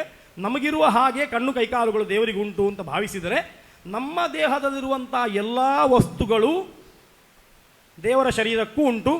ಅದಕ್ಕೆ ಆಯಾ ದ್ರವ್ಯಗಳನ್ನೇ ಹಚ್ಚಬೇಕು, ಹಾಗೆ ಮಾಡಬೇಕು ಅಂತ ಹೀಗೆ ಅದಕ್ಕೆ ಅದನ್ನು ಗಾರೆಯನ್ನು ಹಚ್ಚಿ ಆ ಧಾತುಗಳನ್ನೆಲ್ಲ ಇಟ್ಕೊಳ್ತೇವೆ. ಅಸ್ಥಿ ಅನ್ನುವಂಥದ್ದು ಒಳಗಿರುವಂಥ ಶಿಲೆ, ಅದು ಕೆಂಪು ಕಲ್ಲಾಗ್ಬೋದು, ಕಪ್ಪು ಕಲ್ಲಾಗ್ಬೋದು, ಅವುಗಳನ್ನು ಇಟ್ಟುಕೊಂಡು ಅದರ ಮೇಲಿನಿಂದ ದಾರವನ್ನು, ಸಾಮಾನ್ಯವಾಗಿ ಒಂದು ದೇವಸ್ಥಾನಕ್ಕೆ 3 ವಸ್ತುಗಳನ್ನು ಉಪಯೋಗ ಮಾಡ್ತೇವೆ. ಒಂದು ಕಲ್ಲು, ಒಂದು ಮರ, ಮತ್ತೊಂದು ಲೋಹ. ಮಣ್ಣು ಅನ್ನುವಂಥದ್ದು ಕಲ್ಲು 2 ಒಂದೇ, ಹಾಗಾಗಿ ಪ್ರತ್ಯೇಕ ಅಲ್ಲ. ಮಣ್ಣು ಕಲ್ಲು ಅಂತ ಇಟ್ಟುಕೊಂಡ್ರೆ 4 ಆಗ್ತದೆ. ಮಣ್ಣು ಮತ್ತು ಕಲ್ಲಿಗೆ ಬೇರೆ ಇದಿಲ್ಲ, ಎಂಥದ್ದು ವ್ಯತ್ಯಾಸಗಳಿಲ್ಲ. ಮಣ್ಣೇ ಗಟ್ಟಿಯಾದರೆ ಕಲ್ಲಾಗ್ತದೆ ಅಷ್ಟೇ, ಕಲ್ಲು ವಿರಳವಾದರೆ ಮರಳಾಗಿಬಿಡ್ತದೆ ಅಷ್ಟೇ. ಹಾಗಾಗಿ ಅವುಗಳನ್ನು ಉಪಯೋಗ ಮಾಡ್ತೇವೆ. ಶರೀರವನ್ನು ಪೂರ್ಣವಾಗಿಸಲಿಕ್ಕೋಸ್ಕರ ಈ ಬಾಹುವನ್ನು, ಕಂಠವನ್ನು ಮಾಡಿ ಮೇಲಿನಿಂದ ಶಿರಸ್ಸನ್ನಿಟ್ಟು ಕೊನೆಗಾಗುವಾಗ ಸ್ತೂಪಿಗೆಯನ್ನು, ಕೇಶಜಾಲ ಎನ್ನುವ ದೃಷ್ಟಿಯಿಂದ ಸ್ತೂಪಿಗೆಯನ್ನು ಇಡ್ತೇವೆ. ಹೀಗೆ ಮನುಷ್ಯ ನಿಂತುಕೊಂಡ ಹಾಗೆ ಪ್ರಾಸಾದವನ್ನು ತಯಾರು ಮಾಡಬೇಕು. ಸರಿ, ಪ್ರಾಸಾದ ತಯಾರಾಯಿತು, ಇನ್ನು ಒಳಗೆ ಜೀವ ಸಂಚಾರ ಆಗಬೇಕಲ್ಲ. ಅದೊಂದು ಶರೀರ, ಮೃತ ಶರೀರದ ಹಾಗೆ ಪಾರ್ಥಿವ ಶರೀರ, ಅದರಲ್ಲಿ ಜೀವ ಇಲ್ಲ. ಜೀವವನ್ನು ಸಂಚಾರ ಮಾಡಿಸುವುದು ಹೇಗೆ? ಆಗ ನಮ್ಮಲ್ಲಿ ನಿಯಮ ಹೇಗೆ ಅಂತಂದರೆ, ಇದು ಸ್ಥೂಲ ಶರೀರ, ಇದರ ಒಳಗೆ ನಾನು ಅಂತ ಹೇಳುವಂಥ ಒಂದು ಸೂಕ್ಷ್ಮ ಶರೀರ ಉಂಟು. ಅದರ ಒಳಗೆ ಸೂಕ್ಷ್ಮಾತಿ ಸೂಕ್ಷ್ಮವಾದ ಪರ ಅಂತ ಕರೆಯಲ್ಪಡುವ ಲಿಂಗ ಶರೀರ ಅಂತ ಉಂಟು. ಅದು ನಮ್ಮ ಆತ್ಮವೇ, ಅಂದರೆ ಅದನ್ನು ಬಿಟ್ಟಲ್ಲ, ಅದು ಆತ್ಮನೊಟ್ಟಿಗೇ ಇರುವಂಥದ್ದು. ನಾವು ದೇಹವನ್ನು ಬಿಟ್ಟು ಹೋಗುವಾಗಲೂ ಕೂಡ ನಮ್ಮೊಟ್ಟಿಗೆ ಇಂದ್ರಿಯಗಳು ಉತ್ಕ್ರಾಂತವಾಗ್ತವೆ ಅಂತ ಉಂಟಲ್ವಾ, ಅದು ಆತ್ಮನೊಟ್ಟಿಗಿರುವಂಥದ್ದು, ಅದು ಸ್ವರೂಪಭೂತವಾದಂಥದ್ದು. ಅದು ಆ ಶರೀರವನ್ನು ಕಲ್ಪಿಸಿಕೊಳ್ತೇವೆ. ಹಾಗಾಗಿ ದೇವಸ್ಥಾನಕ್ಕೂ 3 ರೀತಿಯ ವ್ಯವಸ್ಥೆ ಉಂಟು. ಇದು ಸ್ಥೂಲ ಅಂತ ಆದರೆ ಇದರೊಳಗಿರುವಂಥ ಪ್ರತಿಮೆ ಅದು ಸೂಕ್ಷ್ಮ, ಸೂಕ್ಷ್ಮಕ್ಕೂ ಸೂಕ್ಷ್ಮವಾದ ಲಿಂಗ ಅಂತ ಉಂಟಲ್ವಾ, ಅದು ಯಾವುದು ಅಂತ ಕೇಳಿದ್ರೆ ಆ ಪ್ರತಿಮೆಯಲ್ಲಿ ಆವಾಹನೆ ಮಾಡುವ ಮಂತ್ರ ಚೈತನ್ಯ. ಹಾಗಾಗಿ ಜೀವ ಅಂತ ಕರೆಯುವಂಥದ್ದು ಯಾವುದನ್ನು ಅಂತ ಕೇಳಿದರೆ ದೇವರ ಮೂಲಮಂತ್ರವನ್ನು ಪ್ರಣವವ್ಯಾಹೃತಿ ಅಥವಾ ಪ್ರಣವೋಪಚಾರಗಳೊಟ್ಟಿಗೆ ಸೇರಿಸಿ ಜಲಗಂಧ ಪುಷ್ಪಗಳಲ್ಲಿ ಬೀಳಿಸಿ ಅದನ್ನು ಅದರೊಳಗೆ ಸೇರಿಸಿ ವ್ಯಾಪನೆ ಮಾಡಿ ತತ್ವನ್ಯಾಸ ಅಥವಾ ಲಿಪಿನ್ಯಾಸಾದಿಗಳನ್ನು ಮಾಡಿ ಆಯಾ ದೇವರ ಆಯುಧ ಭೂಷಣಗಳನ್ನು ನ್ಯಾಸ ಮಾಡಿದ ಮೇಲೆ ಈ ಮೂರ್ತಿಯನ್ನು ಸಂಕಲ್ಪಿಸಿಕೊಂಡು ಮೂಲ ಜಪ ಮಾಡ್ತೇವಲ್ವಾ, ಇಷ್ಟಾದರೆ ಆ ದೇವಸ್ಥಾನದ ಒಳಗೆ ಪೂರ್ಣವಾಗಿ ಜೀವ ಸಂಚಾರ ಆಯಿತು ಅಂತ ಅರ್ಥ. ಕೇವಲ ನಿರ್ಮಾಣ ಅಷ್ಟೇ ಅಲ್ಲ, ನಿರ್ಮಾಣದ ಒಳಗೊಂದಿಷ್ಟಿದೆ.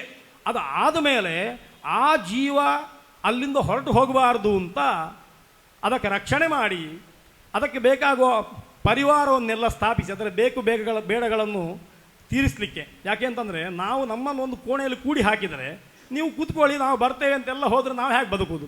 ನಮ್ಮೊಟ್ಟಿಗೆ ಒಂದು 10 ಜನ ಇಟ್ಕೊಂಡು ನಿಮಗೆ ಏನಾದರೂ ಬೇಕಾ ಇವ್ರ ಹತ್ರ ಹೇಳಿ ಇವ್ರು ಮಾಡ್ತಾರೆ ಅಂತ ವ್ಯವಸ್ಥೆ ಮಾಡಿದರೆ ಆರಾಮದಲ್ಲಿ ಹೇಗೆ ಕೂತ್ಕೊಳ್ತೇವೆ. ಹಾಗೆ ಯಾವದತ್ರ ಜಗನ್ನಾಥ ಬಿಂಬಂ ಆಶ್ರಿತ್ಯ ತಿಷ್ಠತಿ ತಾವದತ್ರೈವ ರಕ್ಷಾರ್ಥಂ ಯುಯಂ ತಿಷ್ಠತ ಅಂತ ಅವ್ರ ಹತ್ರ ಪ್ರಾರ್ಥನೆ ಮಾಡಿ ಅವರನ್ನೆಲ್ಲ ಕೂರಿಸಿ ಅವರಿಗೆಲ್ಲ ಸ್ವಾಮಿಯಾದವ ಚಕ್ರವರ್ತಿ ಅಂತ ಅವನನ್ನು ಎತ್ತರದ ಪೀಠದಲ್ಲಿ ಕೂತ್ಕೊಳಿಸಿ ಅವನಿಗೆ ಮತ್ತೆ ಉಪಚಾರ ಅಂತ ನಮ್ಮ ಕರ್ತವ್ಯ ಅಂತ ನಾವು ಮಾಡುವಂಥದ್ದು. ಇದು ಟೆಂಪಲ್ ಕಲ್ಚರ್, ದೇವಸ್ಥಾನದ ಪದ್ಧತಿ. ಇವತ್ತೇನು ಮಾಡ್ತೇವೆ ಅಂತಂದ್ರೆ ಇದು ಯಾವುದನ್ನು ಲೆಕ್ಕಕ್ಕೆ ತಗೊಳ್ಳೋದೆ. ದೇವಸ್ಥಾನ ಅಂದರೆ ಗುಡಿ ಕಟ್ಟೋದು, ಒಳಗೊಂದು ಪ್ರತಿಷ್ಠೆ ಮಾಡೋದು, ಮತ್ತು ಮರುದಿವಸ ಪೂಜೆಗೆ ಯಾರು ಸಿಗ್ತಾರೆ ನೋಡೋದು. ಅಂದರೆ ಮರುದಿವಸದಿಂದ ಆ ದೇವರನ್ನು ನೋಡಬೇಕಲ್ವಾ. ಅದನ್ನು ನಾವು ನೋಡ್ತಾ ಇಲ್ಲ. ಈ ವ್ಯವಸ್ಥೆ ದೇವಸ್ಥಾನದ ವ್ಯವಸ್ಥೆ. ಇದನ್ನು ಪ್ರಾಚೀನ ಶಿಲ್ಪಶಾಸ್ತ್ರಜ್ಞರು, ಪ್ರಾಚೀನ ತಂತ್ರಶಾಸ್ತ್ರಜ್ಞರು, ಋಷಿಗಳು ನಮಗೆ ರೂಪಿಸಿಕೊಟ್ಟದ್ದು ಅಂತ ಅರ್ಥ. ಹೀಗೆ ದೇವರ ಶರೀರವನ್ನು ಕಲ್ಪಿಸಿಕೊಂಡರು. ನಮ್ಮ ಶರೀರಕ್ಕಿರುವಂಥ ಎಲ್ಲ ವ್ಯವಸ್ಥೆಗಳನ್ನು. ಹಾಗಾದರೆ ಪ್ರಶ್ನೆ ಬಂತು, ನಮ್ಮ ಶರೀರಕ್ಕೆ ರೋಗ ಬರ್ತದೆ, ದೇವರ ಶರೀರಕ್ಕೆ ಬರುವುದಿಲ್ವೋ? ನಾವು ಹೇಳ್ತೇವೆ, ದೇವರನ್ನು ಅಪ್ರಾಕೃತ ಅಂತ ನಾವು ಕಲ್ಪಿಸಿಕೊಳ್ಳಿಲ್ಲ ಈ ದಶೆಯಲ್ಲಿ. ಅಂದರೆ ನಾವು ಉಪಾಸನೆ ಮಾಡುವಂಥ ನೆಲೆಯಲ್ಲಿ, ನಮ್ಮ ಯೋಗ್ಯತೆ ಅಡಿಯಲ್ಲಿ ಆ ಅಪ್ರಾಕೃತನಾದಂತಹ ದೇವರನ್ನು ಅಪ್ರಾಕೃತನಾಗಿಯೇ ಉಪಾಸನೆ ಮಾಡುವಷ್ಟು ಶಕ್ತಿ ನಮ್ಮ ಹತ್ರ ಇಲ್ಲ. ನಾವು ಪ್ರಾಕೃತರಾಗಿರುವುದರಿಂದ ನಮ್ಮ ದೇವರಿಗೂ ಕಾಲಕಾಲಕ್ಕೆ ಮನುಷ್ಯ ಶರೀರಕ್ಕೆ ಬಂದ ಹಾಗೆ ದೇವರ ಶರೀರಕ್ಕೂ ರೋಗ ಬರ್ತದೆ ಅಂತ ಭಾವಿಸಬೇಕು ಅಂತ. ಅದು ಹೇಗೆ ಬರ್ತದೆ? ಅದು ಮರ ಹಾಳಾಗ್ತದೆ, ಕಲ್ಲು ಹಾಳಾಗ್ತದೆ, ಬಣ್ಣ ಮಾಸ್ತದೆ. ಆಗ ಅದನ್ನು ತೆಗಿಬೇಕು, ಹೊಸತನ್ನು ಹಾಕಬೇಕು. ನಮ್ಮ ಶರೀರದಲ್ಲಿ ಬಲಕ್ಷಯ ಆದಾಗ ನಾವು ಹೇಗೆ ಆಸ್ಪತ್ರೆಗೆ ಹೋಗಿ ಬಲವನ್ನು ಮತ್ತೆ ವೃದ್ಧಿಪಡಿಸಿಕೊಳ್ತೇವೋ, ಏನೂ ಆಗದಿದ್ದರೂ ಒಂದಿಷ್ಟು ವರ್ಷಕ್ಕೊಮ್ಮೆ ಸುಖ ಚಿಕಿತ್ಸೆ ಅಂತ ಮತ್ತೊಂದಷ್ಟು ಅಂಗಮರ್ದನಾದಿಗಳನ್ನು ಮಾಡಿಕೊಂಡು, ರೋಗ ಇದ್ದರೂ ಮಾತ್ರ ಅಲ್ಲ, ರೋಗ ಇಲ್ಲದಿದ್ದರೂ ಕೂಡ ಚಿಕಿತ್ಸೆಯನ್ನು ಆಯುರ್ವೇದ ಹೇಳಿದೆ. ಸುಖ ಚಿಕಿತ್ಸೆ ಅಂತ ಕರಿತೇವೆ. ಸುಖ ಚಿಕಿತ್ಸೆ ಅಂತಂದರೆ ಸುಖ ಇನ್ನಷ್ಟು ಜಾಸ್ತಿ ಆಗಲಿಕ್ಕೋಸ್ಕರ ನಾವು ಮಾಡುವ ಸರ್ವೀಸಿಂಗ್, ದೇಹಕ್ಕೆ ಮಾಡುವ ಸರ್ವೀಸಿಂಗ್. ಹಾಗೆ ದೇವಸ್ಥಾನಕ್ಕೂ ಸರ್ವೀಸಿಂಗ್ ಮಾಡಲಿಕ್ಕೆ ಉಂಟು. ಅಂದರೆ ನಮ್ಮ ದೇವರನ್ನು ಮಗುವಿನ ಹಾಗೆ ನೋಡಿಕೊಳ್ಬೇಕು ಅಂತ ಅರ್ಥ. ಹಾಗಾಗಿ ಮಗುವಿನ ಶರೀರ ಎನ್ನುವಂಥದ್ದು ಹೇಗೆ ಅದಕ್ಕೆ ಎಣ್ಣೆ ಹಚ್ಚಿ, ಹೊಸ ಬಟ್ಟೆ ಹಾಕಿ, ಕಾಲಕ್ಕೆ ಬೇಕಾದ್ದನ್ನು, ಅದಕ್ಕೆ ವರ್ಷ ಆದ ಹಾಗೆ ಅದರ ಬಟ್ಟೆಗಳನ್ನು ಸ್ವಲ್ಪ ಹೊಲಿಗೆ ತೆಗೆದು ಅದನ್ನು ದೊಡ್ಡದು ಮಾಡ್ತೇವೋ, ಹಾಗೆ ದೇವಸ್ಥಾನಕ್ಕೂ ಬೇಕಾದ್ದನ್ನು ಕಾಲಕ್ಕೆ ಮಾಡಿಕೊಂಡು ಅದನ್ನು ವೃದ್ಧಿಪಡಿಸ್ತಾ ಮಗುವನ್ನು ಸಾಕಿದ ಹಾಗೆ ಒಳಗಿರುವಂಥ ಚೈತನ್ಯವನ್ನು ಸಾಕಬೇಕು ಎನ್ನುವಂಥದ್ದು ನಮ್ಮ ಪ್ರಾಚೀನರ ಕಲ್ಪನೆ. ನಾವು ಅದನ್ನೆಲ್ಲ ಬಿಟ್ಟಿದ್ದೇವೆ. ಇವತ್ತು ನಾನು ಹೇಳ್ತೇನೆ, ಒಂದು ಏರ್ಪೋರ್ಟ್ ನಡೆಸಬೇಕು ಅಂತಾದರೆ ಕನಿಷ್ಠ 100 ಜನ ಬೇಕು. 100 ಜನ ಕೆಲಸದವರು ಇಲ್ಲದಿದ್ದರೆ ಒಂದು ಏರ್ಪೋರ್ಟನ್ನು ನಡೆಸಲಿಕ್ಕೆ ಆಗುವುದಿಲ್ಲ. ನಾವು ಗೌರ್ಮೆಂಟ್ ಪರ್ಮಿಷನ್ನೇ ಕೊಡೋದಿಲ್ಲ. ಒಂದು ಏರ್ಪೋರ್ಟ್ ಮಾಡ್ತೇವೆ, ಹಾಗಾದರೆ 100 ಜನ ಬೇಕಪ್ಪ. ಸೆಕ್ಯೂರಿಟಿಗಳು ಬೇಕು, ಆಮೇಲೆ ಎಲ್ಲ ವ್ಯವಸ್ಥೆಗಳು ಬೇಕು. ಒಂದು ಬಸ್ ಸ್ಟ್ಯಾಂಡ್ ಮಾಡಬೇಕಾದ್ರೆ 10-20 ಬಸ್ ನಿಲ್ಲುವಂಥ ಒಂದು ಜಾಗ ಮಾಡಬೇಕಾದ್ರೆ ಕನಿಷ್ಠ ಒಂದು 7-8 ಜನ ಆದರೂ ಬೇಕು ಅದನ್ನು ನೋಡ್ಕೊಳ್ಳಿಕ್ಕೆ. ಒಂದು ಆಸ್ಪತ್ರೆ ಮಾಡಬೇಕಾದ್ರೆ ಒಂದು 10 ಜನ ಡಾಕ್ಟರ್ ಆದರೂ ಬೇಕು. ಒಂದು ದೇವಸ್ಥಾನ ಮಾಡಬೇಕಾದ್ರೆ ಪೂಜೆಯವರೊಬ್ಬರು ಸಾಕು. ಇದು ಎಲ್ಲಿಗಾಗ್ತದೆ? ದೇವಸ್ಥಾನ ಎನ್ನುವಂಥದ್ದು ಕೂಡ ದೊಡ್ಡ ಸಂಸ್ಥೆ. ಅದಕ್ಕೆ ಬೇಕಾಗುವಂಥ ಪ್ರತಿಯೊಬ್ಬ ಚಾಕರಿಯವರು, ಇವತ್ತು ಹೇಳುವಂಥ ನಾವು ಚಾಕರಿಯವರು ಅಂತ ಕರಿತೇವಲ್ವಾ, ದೇವರ ಭೃತ್ಯರು, ಚಾಕರಿ ಮಾಡಿ ಆ ಶಬ್ದವೇ ಇರುವಂಥದ್ದು. ಆ ಎಲ್ಲ ಭೃತ್ಯರು ಬರಬೇಕು, ಅವರವರ ಕೆಲಸ ಅವರವರೇ ಮಾಡಬೇಕು, ಆಯಾ ಕಾಲಕ್ಕೆ ಮಾಡಬೇಕು. ಹಾಗೆ ಮಾಡಿದರೆ ಮಾತ್ರ ಒಂದು ದೇವಸ್ಥಾನ ನಡೀತದಷ್ಟೇ ಹೊರತು, ದೇವಸ್ಥಾನವನ್ನು ದೊಡ್ಡದಾಗಿ ಕಟ್ಟಿ ಪೂಜೆಗೆ 2 ಜನ ಅವರೇ ಗಂಟೆಯೂ ಹೊಡಿಬೇಕು, ಅವರೇ ಪೂಜೆ ಮಾಡಬೇಕು, ಅವರೇ ನೈವೇದ್ಯ ಬೇಯಿಸ್ಕೊಳ್ಬೇಕು, ಅವರೇ ಹೂ ಕಟ್ಟಬೇಕು, ಉತ್ಸವಕ್ಕೂ ದೇವರನ್ನು ಅವರೇ ಹೊರಬೇಕು ಅಂತಂದರೆ ದೇವಸ್ಥಾನ ನಡೆಯುವುದು ಹಾಗೆ. ಪ್ರಾಚೀನರ ಕಲ್ಪನೆ ಹೀಗಿರಲಿಲ್ಲ. ಇದರ ಬಗ್ಗೆ ನನಗೆ 1 ಗಂಟೆ ಸಾಕಾಗುವುದಿಲ್ಲ, ಒಂದು ದಿವಸದ ಉಪನ್ಯಾಸ ಮಾಡಬೇಕು. ಅಂದರೆ ಅಷ್ಟು ವಿಷಯಗಳಿದ್ದಾವೆ. ದೇವಸ್ಥಾನವನ್ನು ಕಟ್ಟಿದ ಪ್ರಾಚೀನರ ವ್ಯವಸ್ಥೆ ಹೇಗಿತ್ತು ಅಂತ ಈ ರೀತಿಯೆಲ್ಲ ಅವರು ಕಟ್ಟಿದ್ದು. ಹಾಗಾಗಿ ನಾವು ಎಣಿಸಿಕೊಂಡ ಹಾಗೆ ಒಂದು ಕೇವಲ ಬಿಲ್ಡಿಂಗ್ ಅಲ್ಲ ದೇವಸ್ಥಾನ, ಅದು ಪೂರ್ಣವಾದ ಶರೀರ ಆಗಬೇಕು ಅಂತ ಹೇಳಿ, ಆ ಶರೀರಕ್ಕೆ ಕಾಲಕ್ಕೆ ಬರತಕ್ಕಂತಹ ರೋಗಾದಿ ಭೀತಿಗಳಿಗೂ ಪರಿಹಾರವನ್ನು ಶಾಸ್ತ್ರ ಪ್ರಾಯಶ್ಚಿತ್ತ ಪ್ರಕರಣದಲ್ಲಿ ಹೇಳಿದೆ. ಬೆಂಕಿ ಹಿಡಿದ್ರೆ ಏನು ಮಾಡೋದು, ಅದರ ಒಳಗೆ ಛತ್ರಾಕ, ನಾಕು, ಮಧುಕ ಇತ್ಯಾದಿಗಳು ಬಂದರೆ, ಅಂದರೆ ಲಾಂಬು ಬೆಳೆದರೆ, ಅಣಬೆಗಳು ಬೆಳೆದ್ರೆ ಏನು ಮಾಡಬೇಕು, ಜೇನುಗೂಡು ಕಟ್ಟಿದರೆ ಏನು ಮಾಡಬೇಕು, ಅದಕ್ಕೆ ಗೆದ್ದಲು ಹಿಡಿದು ಹುತ್ತ ಕಟ್ಟಿದರೆ ಏನು ಮಾಡಬೇಕು. ನಮ್ಮ ಶರೀರಕ್ಕೂ ಆಗುವಂಥದ್ದು ಕ್ಯಾನ್ಸರ್ ಇತ್ಯಾದಿಗಳು ಅದೇ. ನಮ್ಮ ಶರೀರಕ್ಕೆ ಬರುವಂತಹ ಚರ್ಮದ ವಿಕಾರಗಳಾಗ್ಬೋದು, ಮಾನಸಿಕ ವಿಕಾರಗಳಾಗ್ಬೋದು, ಅನ್ಯಮಂತ್ರ ಯಜನ ಅಥವಾ ಆಭಿಚಾರಾದಿಗಳು, ಮರಿಚಾದಿ ಲೇಪಗಳೆಲ್ಲ ಆಭಿಚಾರ. ಮನುಷ್ಯನಿಗೆ ಮಾಡುವ ಆಭಿಚಾರದ ಹಾಗೆ ದೇವಸ್ಥಾನಕ್ಕೆ ಮಾಡುವಂಥ ಆಭಿಚಾರಗಳು. ಹಾಗಾಗಿ ಅಂಥದ್ದು ಮಾಡಿದರೆ ಏನು ಮಾಡಬೇಕು, ಮನಸ್ಸಿಗೆ ಚಿಕಿತ್ಸೆ ಹೇಗೆ ಕೊಡಬೇಕು, ದೇಹಕ್ಕೆ ಚಿಕಿತ್ಸೆ ಹೇಗೆ ಕೊಡಬೇಕು, ಹಾಗೆ ದೇವಸ್ಥಾನಕ್ಕೂ ದೇವಸ್ಥಾನದ ಮನಸ್ಸಿಗೂ ಚಿಕಿತ್ಸೆ ಕೊಡಬೇಕು, ದೇವಸ್ಥಾನದ ದೇಹಕ್ಕೂ ಚಿಕಿತ್ಸೆ ಕೊಡಬೇಕು ಎನ್ನುವ ದೃಷ್ಟಿಯಿಂದ ದೇವಸ್ಥಾನದ ನಿರ್ಮಾಣದ ಒಟ್ಟಿಗೆ ದೇವಸ್ಥಾನವನ್ನು ಉಳಿಸಿಕೊಂಡು ಹೋಗುವ, ದೇವಸ್ಥಾನವನ್ನು ಬೆಳೆಸಿಕೊಂಡು ಹೋಗುವ ಒಂದು ವ್ಯವಸ್ಥೆ ಉಂಟು. ಅದಕ್ಕೆ ಡಿಟ್ಟಮ್ ಅಂತ ಹೆಸರು. ಇವತ್ತು ನಾವೆಲ್ಲ ಕೇಳಿದ್ದೇವೆ ಡಿಟ್ಟಮ್ ಅಂತ, ದೇವಸ್ಥಾನದ ಡಿಟ್ಟಮ್. ಇವತ್ತು ಬರೀತಾರೆ ಆ್ಯಸ್ ಪರ್ ಟೆಂಪಲ್ ಡಿಟ್ಟಮ್. ಡಿಟ್ಟಮ್ ಎನ್ನುವ ಶಬ್ದ ಇಂಗ್ಲೀಷಿಂದ ಎಣಿಸ್ಕೊಂಡು ಬಿಟ್ಟಿದ್ದೇವೆ ನಾವು. ನಮಗೇನಾಗಿದೆ ಅಂತಂದರೆ, ಎಷ್ಟೋ ಶಬ್ದಗಳು ಅದು ಯಾವ ಭಾಷೆದ್ದು ಅಂತ ಗೊತ್ತಿಲ್ಲ. ಡಿಟ್ಟಮ್ ಅಂತುಂಟು, DITTAM ಡಿಟ್ಟಮ್ ಅಂತುಂಟು. ಇಂಗ್ಲೀಷನ್ನು ಎಣಿಸ್ಕೊಂಡಿದ್ದೇವೆ. ಹೊಸದ ಡಿಟ್ಟಮ್ ಎನ್ನುವುದು ಇಂಗ್ಲೀಷ್ ಅಲ್ಲ. ಡಿಟ್ಟಮ್ ಎನ್ನುವಂಥದ್ದು ಅಪಭ್ರಷ್ಟ ಶಬ್ದ, ಪ್ರಾಕೃತ ಶಬ್ದ. ಅದು ದಿಷ್ಟಮ್ ಎನ್ನುವಂಥ ಶಬ್ದದ ಅಪಭ್ರಂಶ ರೂಪ. ತಮಿಳಿನಲ್ಲಿ ಡಿಟ್ಟಮ್ ಅಂತ ಆಗಿದೆ. ನಿಜವಾಗಿದ್ದರ ಸ್ವರೂಪ ದಿಟ್ಟಮ್ ಅಂತ. ದಿಟ್ಟಮ್ ಅಂತ ಆಗಿದೆ. ಅಲಂಕಾರ ಶಾಸ್ತ್ರಜ್ಞರಿದ್ದಾರೆ, ಪ್ರಾಕೃತ ಗೊತ್ತಿದ್ದವರಿದ್ದಾರೆ. ಹಾಗಾಗಿ ದಿಷ್ಟಮ್ ಎನ್ನುವುದು ದಿಟ್ಟಮ್ ಅಂತ ಆಗಿದೆ. ದಿಟ್ಟಮ್ ಅಷ್ಟೇ ಅಲ್ಲ, ಅದು ಯಾವುದು ದಿಷ್ಟಮ್ ಅಂತ ಕೇಳಿದ್ರೆ ಕೇವಲ ದಿಷ್ಟಮ್ ಅಲ್ಲ, ಅದು ಉಪದಿಷ್ಟಮ್ ಅಂತಿತ್ತದು ಹಿಂದೆ. ಉಪವನ್ನು ತೆಗೆದ್ರು. ನಮಗೆ ಸಾಮಾನ್ಯವಾಗಿ ಏನಾಗ್ತದೆ ಅಂತಂದರೆ ಉಚ್ಚಾರಣಾ ಶೈಥಿಲ್ಯ ಮತ್ತು ಉಚ್ಚಾರಣೆಗೆ ಅನುಕೂಲಿ ಆಗಬೇಕು ಅಂತ ಭಾಷಾಶಾಸ್ತ್ರದ ನಿಯಮ. ಉಚ್ಚಾರಣೆ ಕಷ್ಟ ಆಗ್ತದೆ ಅಂತ ಹೇಳ್ಕೊಂಡು ತುಟಿಯಂತ ಆಗಿಸುವುದಿಲ್ಲ, ಹಾಗೆ ಉಚ್ಚಾರಣೆ ಮಾಡ್ತೇವೆ. ಹಾಗೆ ಹೇಳಿ ಹೇಳಿ ಹೇಳಿ ಮಧುಸೂದನನ್ನು ಮಧು ಅಂತ ಮಾಡಿಬಿಡ್ತೇವೆ. ಮಧು ಎನ್ನುವ ರಾಕ್ಷಸನನ್ನು ಕೊಂದಂತಹ ದೇವರನ್ನು ಕರೆಯುವಾಗ ಮಧು ಮಧು ಮಧು ಅಂತ ಕರೀತೇವೆ. ಹಾಗೆ ಹಾಗೆ ಆಗಿಬಿಡ್ತದೆ. ಅದೇ ರೀತಿಯಲ್ಲಿ ಉಚ್ಚಾರಣಾ ಶೈಥಿಲ್ಯದಿಂದಲೂ ಆನುಕೂಲ್ಯಕ್ಕೂ ಒಳಗಾಗಿ ಉಪದಿಷ್ಟಮ್ ಅಂತ ಇದ್ದದ್ದು ದಿಷ್ಟಮ್ ಅಂತ ಆಯಿತು. ದಿಷ್ಟಮ್ ದಿಟ್ಟಮ್ ಆಯಿತು. ಅದಕ್ಕಿಂತಲೂ ಪೂರ್ವದಲ್ಲಿ ಆಚಾರ್ಯೋಪದಿಷ್ಟಮ್ ಅಂತ ಅದಕ್ಕೆ ಹೆಸರು. ಆಚಾರ್ಯೋಪದಿಷ್ಟ ಅಂತಂದರೆ ದೇವಸ್ಥಾನವನ್ನೆಲ್ಲ ಕಟ್ಟಿ ಆದಮೇಲೆ ಆಚಾರ್ಯ ಭಕ್ತರನ್ನು, ಯಜಮಾನನನ್ನು, ಊರಿನವರನ್ನು ಎಲ್ಲರನ್ನು ಕರೆದು ನೀವು ದೇವಸ್ಥಾನ ಕಟ್ಟಿದ್ದೀರಿ, ಇದನ್ನು ಈ ರೀತಿ ನಡೆಸ್ಕೊಂಡು ಹೋಗಬೇಕು, ಇಲ್ಲದಿದ್ದರೆ ದೋಷ ಬರ್ತದೆ, ಇದಕ್ಕೆ ಪ್ರಾಯಶ್ಚಿತ್ತ ಹೀಗೆ ಮಾಡಬೇಕು, ತಪ್ಪು ಮಾಡಬಾರ್ದು, ದೇವರಿಗೋಸ್ಕರ ಸಂಪತ್ತನ್ನು ಇಷ್ಟು ಭಾಗ ಮಾಡಿ ಒಂದು ಭಾಗವನ್ನು ಇಡಬೇಕು, ನಿತ್ಯ ನೈಮಿತ್ತಿಕ ಕಾಲಿಕವಾದಂಥ ಎಲ್ಲ ಉತ್ಸವ ಪೂಜಾದಿಗಳು ಹೀಗೆ ನಡ್ಕೊಂಡು ಹೋಗಬೇಕು ಅಂತ ಆಜ್ಞೆ ಮಾಡ್ತಾರಲ್ವ, ಅದಕ್ಕೆ ಆಚಾರ್ಯೋಪದಿಷ್ಟಮ್ ಅಂತ ಹೆಸರು. ಅದನ್ನು ಬರೆದಿಟ್ಕೊಳ್ತಾರೆ. ಆಚಾರ್ಯೋಪದಿಷ್ಟ, ಉಪದಿಷ್ಟ, ದಿಷ್ಟ, ದಿಟ್ಟ, ದಿಟ್ಟಮ್ ಅಂತಾಯಿತು. ನಮ್ಮ ಅವ್ಯವಸ್ಥೆ ಎಲ್ಲವರೇ ಬಂದಿದೆ ಅಂದರೆ ಇವತ್ತು ನಾವು ದಿಟ್ಟಮ್ ಅಂದರೆ ಇಂಗ್ಲೀಷ್ ಶಬ್ದ ಅಂತ ದೇವಸ್ಥಾನದ ಕಮಿಟಿಯವರು ಗಲಾಟೆ ಮಾಡ್ತಾರೆ. ಹಾಗೆ ಬಂದಿದೆ ಅಂದರೆ ಎಷ್ಟೋ ಮರ್ತು ಹೋಗಿದೆ. ಅದು ಮರ್ತು ಹೋದ ಹಾಗೆ ಒಂದು ಆಚಾರ್ಯೋಪದಿಷ್ಟ ಎನ್ನುವ ಶಬ್ದ ದಿಟ್ಟಮ್ ಅಂತ ಆದ ಹಾಗೆ ದೇವಸ್ಥಾನದ ಕಲ್ಪನೆಯೂ ಕೂಡ ಕೆಳಗೆ ಬಂದು ಬಂದು ಬಂದು ಬಂದು ಕೆಳಗೊಂದು ಕಲ್ಲು, 4 ಗೋಡೆ, ಮೇಲೊಂದು ಕಲ್ಲಿಟ್ಟರೆ ಸಾಕು ದೇವಸ್ಥಾನ ಆಗುತ್ತದೆ ಅಂತ ಭಾವಿಸಿಕೊಳ್ಳುವವರೆಗೂ ಬಂದುಬಿಟ್ಟಿದೆ. ಹಾಗಲ್ಲ ಅಂತ ಅರ್ಥ. ಪ್ರಾಚೀನರ ಕಲ್ಪನೆ ತುಂಬ ಅದ್ಭುತವಾದ್ದು. ನಮಗೆ ನಾವು ತಲೆ ಕೆಳಗೆ ಕಾಲು ಮೇಲೆ ಮಾಡಿ ನಿಂತುಕೊಂಡ್ರೂ ಕೂಡ ಅವರ ಕಲ್ಪನೆ ಹತ್ತಿರ ಹೋಗ್ಲಿಕ್ಕೆ ಸಾಧ್ಯ ಇಲ್ಲ. ಅದಕ್ಕೋಸ್ಕರ ಅವರು ಋಷಿಗಳು ಯಾಕೆ ದೊಡ್ಡವರು ಅಂತ ಕೇಳಿದರೆ ಅವರು ಆ ಕಾಲದಲ್ಲಿ ಮಾಡಿದಂಥ ಕಲ್ಪನೆ ಉಂಟಲ್ಲ, ಅದು ಅತ್ಯದ್ಭುತವಾದಂಥದ್ದು. ಒಂದು ಕೇವಲ ತಾಂಬೂಲಕ್ಕೆ ಸುಣ್ಣ ಹಾಕಬೇಕಾದ್ರೆ ದೇವರಿಗೆ ಯಾವ ಸುಣ್ಣ ಕೊಡುವ? ನಾವೆಲ್ಲ ಕಪ್ಪೆ ಚಿಪ್ಪನ್ನು ಬೇಯಿಸಿ ಮಾಡಿದ ಸುಣ್ಣವನ್ನು ನಾವು ಸ್ವೀಕಾರ ಮಾಡಿದರೆ ದೇವರಿಗೆ ಕೊಡುವ ಸುಣ್ಣ ಹೇಗಿರಬೇಕು ಅಂತಂದರೆ ಮುತ್ತನ್ನು ಹವಳವನ್ನು ಬೇಯಿಸಿ ಮಾಡಿದ ಸುಣ್ಣವನ್ನು ದೇವರಿಗೆ ರಾಜೋಪಚಾರದಲ್ಲಿ ಕೊಡ್ತೇವೆ ನಾವು. ಈ ಕಲ್ಪನೆಯನ್ನಾದರೂ ಮಾಡಲಿಕ್ಕೆ ಸಾಧ್ಯ ಉಂಟು? ಅದನ್ನು ಮಾಡಿದ್ದಾರೆ ಪ್ರಾಚೀನರು. ದೇವರಿಗೆ ಕೊಡುವಂಥ ಸುಣ್ಣವೂ ಕೂಡ ಅದು ರಾಯಲ್ ಆಗಿರಬೇಕು. ಅದಕ್ಕೆ ಮುತ್ತನ್ನೇ ಕರಗಿಸಬೇಕು, ಮುತ್ತನ್ನೇ ಬೇಯಿಸಬೇಕು, ಅಥವಾ ಹವಳವನ್ನೇ ಬೇಯಿಸಬೇಕು. ಯಾಕೆಂದರೆ ಸಾಮಾನ್ಯವಾಗಿ ಮುಚ್ಚಿನ ಚಿಪ್ಪನ್ನು ಬೇಯಿಸೋದಲ್ವ. ಈ ರೀತಿಯಲ್ಲಿ ಆ ಸುಣ್ಣವನ್ನು ಹಾಕಿಕೊಡ್ಬೇಕು ಅಂತ ಕಲ್ಪನೆ ಮಾಡಿಕೊಂಡವರು ಎಷ್ಟು ದೊಡ್ಡ ಕಲ್ಪನೆ ಮಾಡುವವರು ಆಗಿದ್ದಿರ್ಬೋದು, ಎಷ್ಟು ದೊಡ್ಡ ವಿಷನ್ ಇದ್ದವರು ಆಗಿರ್ಬೋದು ಅಂತ. ಆ ದೃಷ್ಟಿಯಿಂದ ದೇವಸ್ಥಾನವನ್ನು ಹೀಗೆ ನಡೆಸಬೇಕು ಅಂತ. ಇದಕ್ಕೆ ಪೂರಕವಾಗಿ ದೊಡ್ಡ ದೊಡ್ಡ ದೇವಸ್ಥಾನಗಳಲ್ಲಿ ಇವತ್ತೂ ಕೂಡ ದಿಷ್ಟಮ್ ಇದ್ದಾವೆ, ಆಚಾರ್ಯೋಪದಿಷ್ಟವಾದ ಗ್ರಂಥಗಳಿದ್ದಾವೆ. ತಿರುಪತಿ ದೇವಸ್ಥಾನದಲ್ಲಿ ತಿರುಮಲ ಒಳಗು ಅಂತ ಉಂಟು. ಒಳಗು ಅಂತಂದರೆ ದೇವಸ್ಥಾನದ ಒಳಗಿರುವಂಥ ಎಲ್ಲ ವಿಚಾರಗಳು, ಎಲ್ಲ ಕಾಲಕಾಲಕ್ಕೆ ನಡೆಯುವ ನಿತ್ಯ ಪೂಜೆಗಳು, ಪಂಚಾಮೃತಾದಿ ಅಭಿಷೇಕಗಳು, ಉತ್ಸವಾದಿಗಳು, ನೈವೇದ್ಯದ ವೈವಿಧ್ಯಗಳು ಎಲ್ಲ ಆಯಾ ಹೊತ್ತಿಗೆ ಆ ರೀತಿ ಆಗಬೇಕು. ಅದಕ್ಕೆ ಇಂಥವ್ರು ಕಾರಣ, ಇಂಥವ್ರು ಮಾಡಬೇಕು, ತಪ್ಪಿದರೆ ಇಷ್ಟು ದಂಡ, ಇಷ್ಟು ಪ್ರಾಯಶ್ಚಿತ್ತ, ದೇವರಿಗೆ ಇಷ್ಟು ಉತ್ಸವ ಹೆಚ್ಚ, ಎಲ್ಲವನ್ನೂ ಬರೆದಿಟ್ಟಂತಹ ಒಳಗು ಅಂತ ಒಂದು ಗ್ರಂಥ ಉಂಟು. ಸಾಕಿರ ರಾಮಚಂದ್ರರಾಯರು ತಿರುಪತಿ ತಿಮ್ಮಪ್ಪ ಅಂತ ಒಂದು ಪುಸ್ತಕ ಬರೆದಿದ್ದಾರೆ. ಪುಸ್ತಕ ಆದರೆ ಓದಿ ಅದರ ಬಗ್ಗೆ ತುಂಬ ವಿಚಾರಗಳನ್ನು ಅವರು ಹೇಳಿದ್ದಾರೆ. ಅದು ಇವತ್ತೂ ಕೂಡ ಅನುಷ್ಠಾನದಲ್ಲಿ ಉಂಟು. ತಿರುಪತಿಯಲ್ಲಿ ಏನಾದರೂ ನೋಡಬೇಕಾದ್ರೆ ದೇವಸ್ಥಾನದ ಒಳಗನ್ನು ನೋಡಿ ಪರಿಶೀಲನೆ ಮಾಡಿ ಹೀಗಾಗಬೇಕು ಅಂತ ಆಚಾರ್ಯ ನಿರ್ಣಯ ಕೊಡ್ತಾರೆ. ಈ ರೀತಿಯ ವ್ಯವಸ್ಥೆ ನಮ್ಮ ದೇವಸ್ಥಾನದಲ್ಲಿ ಇತ್ತು, ಅದು ಬಿದ್ದು ಹೋಯಿತು. ದೇವಸ್ಥಾನದ ನಿತ್ಯ ಪೂಜೆಗೆ ಇಷ್ಟು ವ್ಯವಸ್ಥೆ ಆಗಬೇಕು ಅಂತಿತ್ತು, ಬಿದ್ದು ಹೋಯಿತು. ನೈವೇದ್ಯ ಇಷ್ಟ ಆಗಬೇಕು ಅಂತಿತ್ತು, ಬಿದ್ದು ಹೋಯಿತು. ಇವಾಗ ಹೇಳ್ತಾರೆ ನಾವು ದೇವರಿಗೆ 7 ಸೇರು ನೈವೇದ್ಯ ಅಂತಿತ್ತು. ಇವತ್ತು ನಮ್ಮಲ್ಲಿ ಜನ ಇಲ್ಲ, 4 ಜನ ಇರೋದು. ನಾವು ಅದಕ್ಕೋಸ್ಕರ ಅದನ್ನು 2 ಸಿದ್ಧ ಮಾಡಿದ್ದೇವೆ. ನಮ್ಮ ಮನೆಯಲ್ಲಿ ಎಷ್ಟು ಜನ ಉಂಟು ಅಂತ ನೋಡಿ ದೇವರಿಗೆ ನೈವೇದ್ಯ ನಿರ್ಣಯ ಮಾಡಿದ್ದಲ್ಲ. ದೇವರಿಗೆ ನೈವೇದ್ಯ ನಿರ್ಣಯ ಮಾಡಿದ್ದು ದೇವರ ವ್ಯಾಪ್ತಿಯನ್ನು ನೋಡಿ. ದೇವರಿಗೆ 200 ಎಕರೆ ಗದ್ದೆ ಉಂಟು. ನಾನು ನಿನ್ನೆ ಅಲ್ಲ ಮೊನ್ನೆ ಗದಗಕ್ಕೆ ಹೋಗಿದ್ದೆ. ಗದಗಿನ ವೀರನಾರಾಯಣ ದೇವಸ್ಥಾನದಲ್ಲಿ ಸಣ್ಣ ಎಂತೂ ಕೆಲಸ ಇತ್ತು, ಹೋಗಿದ್ದೆ.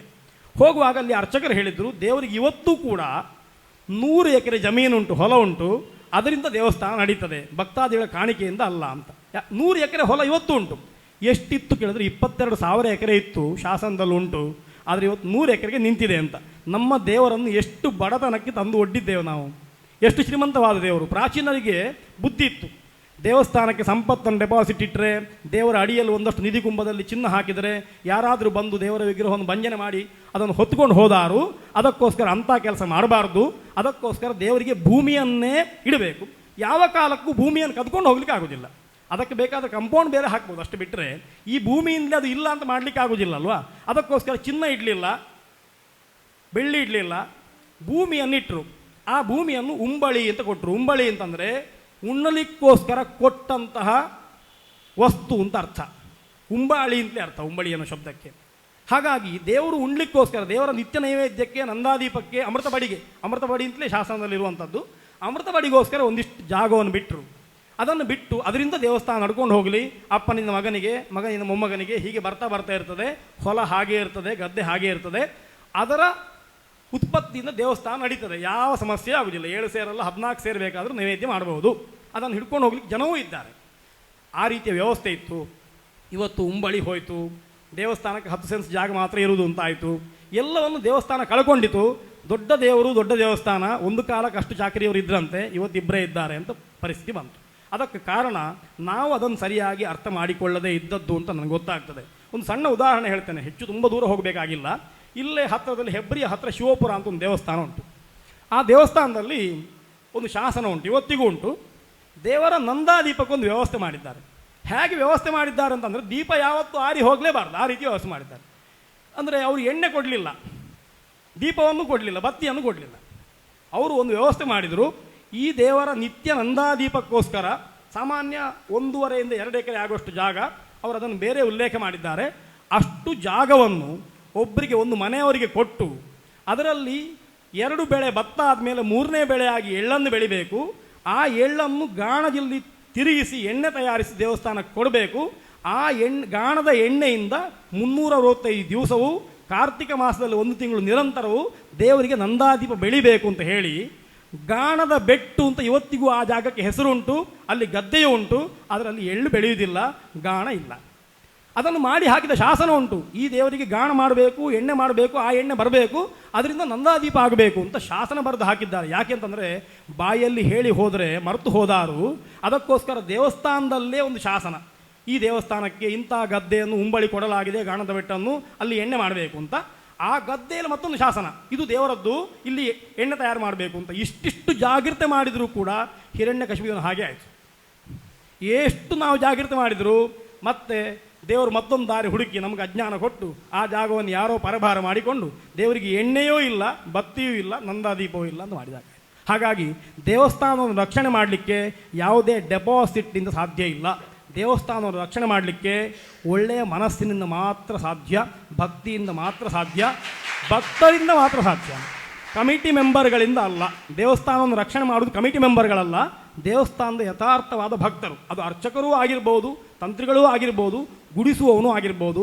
ದೇವರ ಭಕ್ತಿ ಇದ್ದರೆ ಮಾತ್ರ ದೇವಸ್ಥಾನ ನಡೀತದೆ. ಎಷ್ಟೋ ಕಡೆಗಳಲ್ಲಿ ನಾನು ನೋಡಿದ್ದೇನೆ, ಅರ್ಚಕರಿಗೆ, ತಂತ್ರಿಗಳಿಗೆ, ಚಾಕರಿಯವರಿಗೆ ಉತ್ಸವ ಆದಮೇಲೆ ಕೊಡುವಂಥದ್ದು 5 ರೂಪಾಯಿ, 4 ರೂಪಾಯಿ, ಅದರ ಕೆಳಗೆ ವೀಳ್ಯದೆಲೆ ಇರ್ತದೆ. ಸಮಾಧಾನ ಏನು ಅಂತಂದರೆ, ವೀಳ್ಯದೆಲೆ ಮತ್ತು ಅಡಿಕೆಯ ಮೇಲಿಟ್ಟು ಕೊಡ್ತಾರೆ. ನಮಗೊಂದು ನಿಯಮ ಉಂಟು, ಯಾವುದಾದ್ರೂ ಒಂದು ವಸ್ತುವನ್ನು ತಾಂಬೂಲದೊಟ್ಟಿಗೆ ಕೊಟ್ಟರೆ ವಸ್ತುವಿಗೆ ಬೆಲೆ ಕಟ್ಟಬಾರ್ದು, ತಾಂಬೂಲ ಕಟ್ಟಬೇಕು. ತಾಂಬೂಲಕ್ಕೆ ಬೆಲೆ ಕಟ್ಟಲಿಕ್ಕೆ ಸಾಧ್ಯ ಇಲ್ಲ. ಯಾಕೆಂದರೆ ಅದರಲ್ಲಿ ಎಲ್ಲ ದೇವರ ಸನ್ನಿಧಾನ ಉಂಟು, ಲಕ್ಷ್ಮಿಯ ಸನ್ನಿಧಾನ ವಿಶೇಷವಾಗಿ ಉಂಟು. ಹಾಗಾಗಿ ಅದಕ್ಕೆ ಬೆಲೆ ಕಟ್ಟಲಿಕ್ಕಿಲ್ಲ.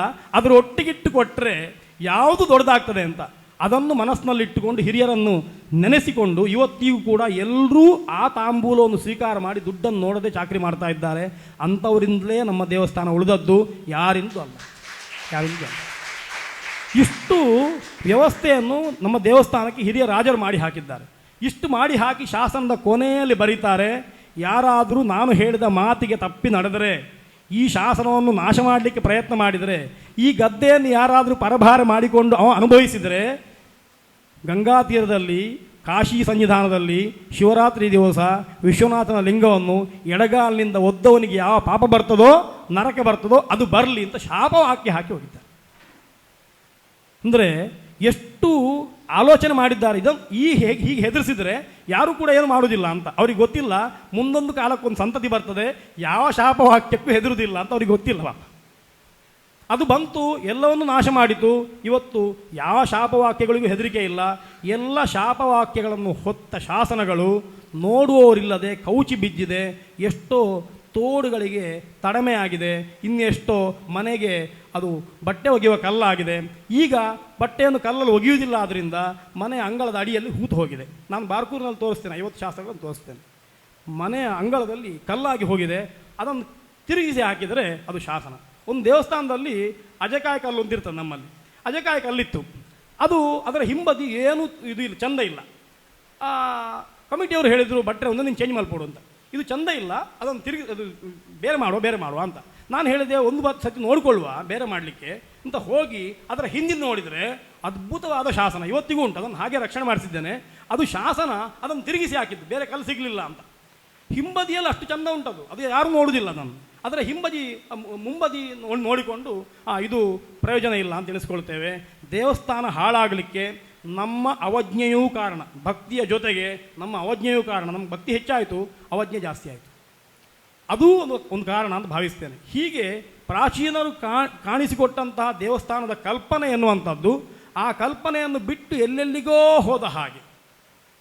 ದೇವಸ್ಥಾನದಲ್ಲಿ ನಡೆಯುವಂಥ ಆಚರಣೆಗಳು ಎಲ್ಲೆಲ್ಲಿಗೋ ಹೋಯಿತು. ಸಣ್ಣ ಒಂದು ಆಚರಣೆ ಹೇಳ್ತೇನೆ. ನಮ್ಮ ದೇವಸ್ಥಾನದಲ್ಲಿ ಚೂರ್ಣೋತ್ಸವ ಅಂತ ಉಂಟು. ಉಡುಪಿಯಲ್ಲೂ ಚೂರ್ಣೋತ್ಸವ ಅಂತ ಆಗ್ತದೆ. ಒಂದು 10-20 ವರ್ಷದ ಕೆಳಗೆ ಒಬ್ಬರು ನನ್ನ ಹತ್ರ ಗಲಾಟೆ ಮಾಡಿದರು. ಚೂರ್ಣೋತ್ಸವ ಅಂತ ಉಂಟು, ಅದು ಸುವರ್ಣೋತ್ಸವ ಅಂತ ಆಗಬೇಕು, ಚೂರ್ಣ ಶಬ್ದಕ್ಕೆ ಅರ್ಥ ಇಲ್ಲ ಅಂತ. ದೊಡ್ಡವರು ಏನು ಮಾಡಲಿಕ್ಕೆ ಆಗಲಿಲ್ಲ. ಕೊನೆಗೆ ಸ್ವಲ್ಪ ಸಮಯ ಆಯಿತು. ಗ್ರಂಥಗಳನ್ನು ನೋಡ್ತಾ ಬರುವಾಗ ಚೂರ್ಣೋತ್ಸವ ಎನ್ನುವುದಕ್ಕೆ ಚೂರ್ಣೋತ್ಸವ ವಿಧಿಂ ವಕ್ಷೆ ಅಂತ ಒಂದು ಅಧ್ಯಾಯ ಶುರುವಾಗ್ತದೆ. ಚೂರ್ಣೋತ್ಸವ ಅಂತ ಉಂಟು. ಚೂರ್ಣೋತ್ಸವ ಅಂದರೆ ಏನು ಅಂತಂದರೆ ಸುಣ್ಣದಿಂದ ಮಾಡುವ ಉತ್ಸವ. ಸುಣ್ಣವನ್ನು ತಯಾರು ಮಾಡಬೇಕು.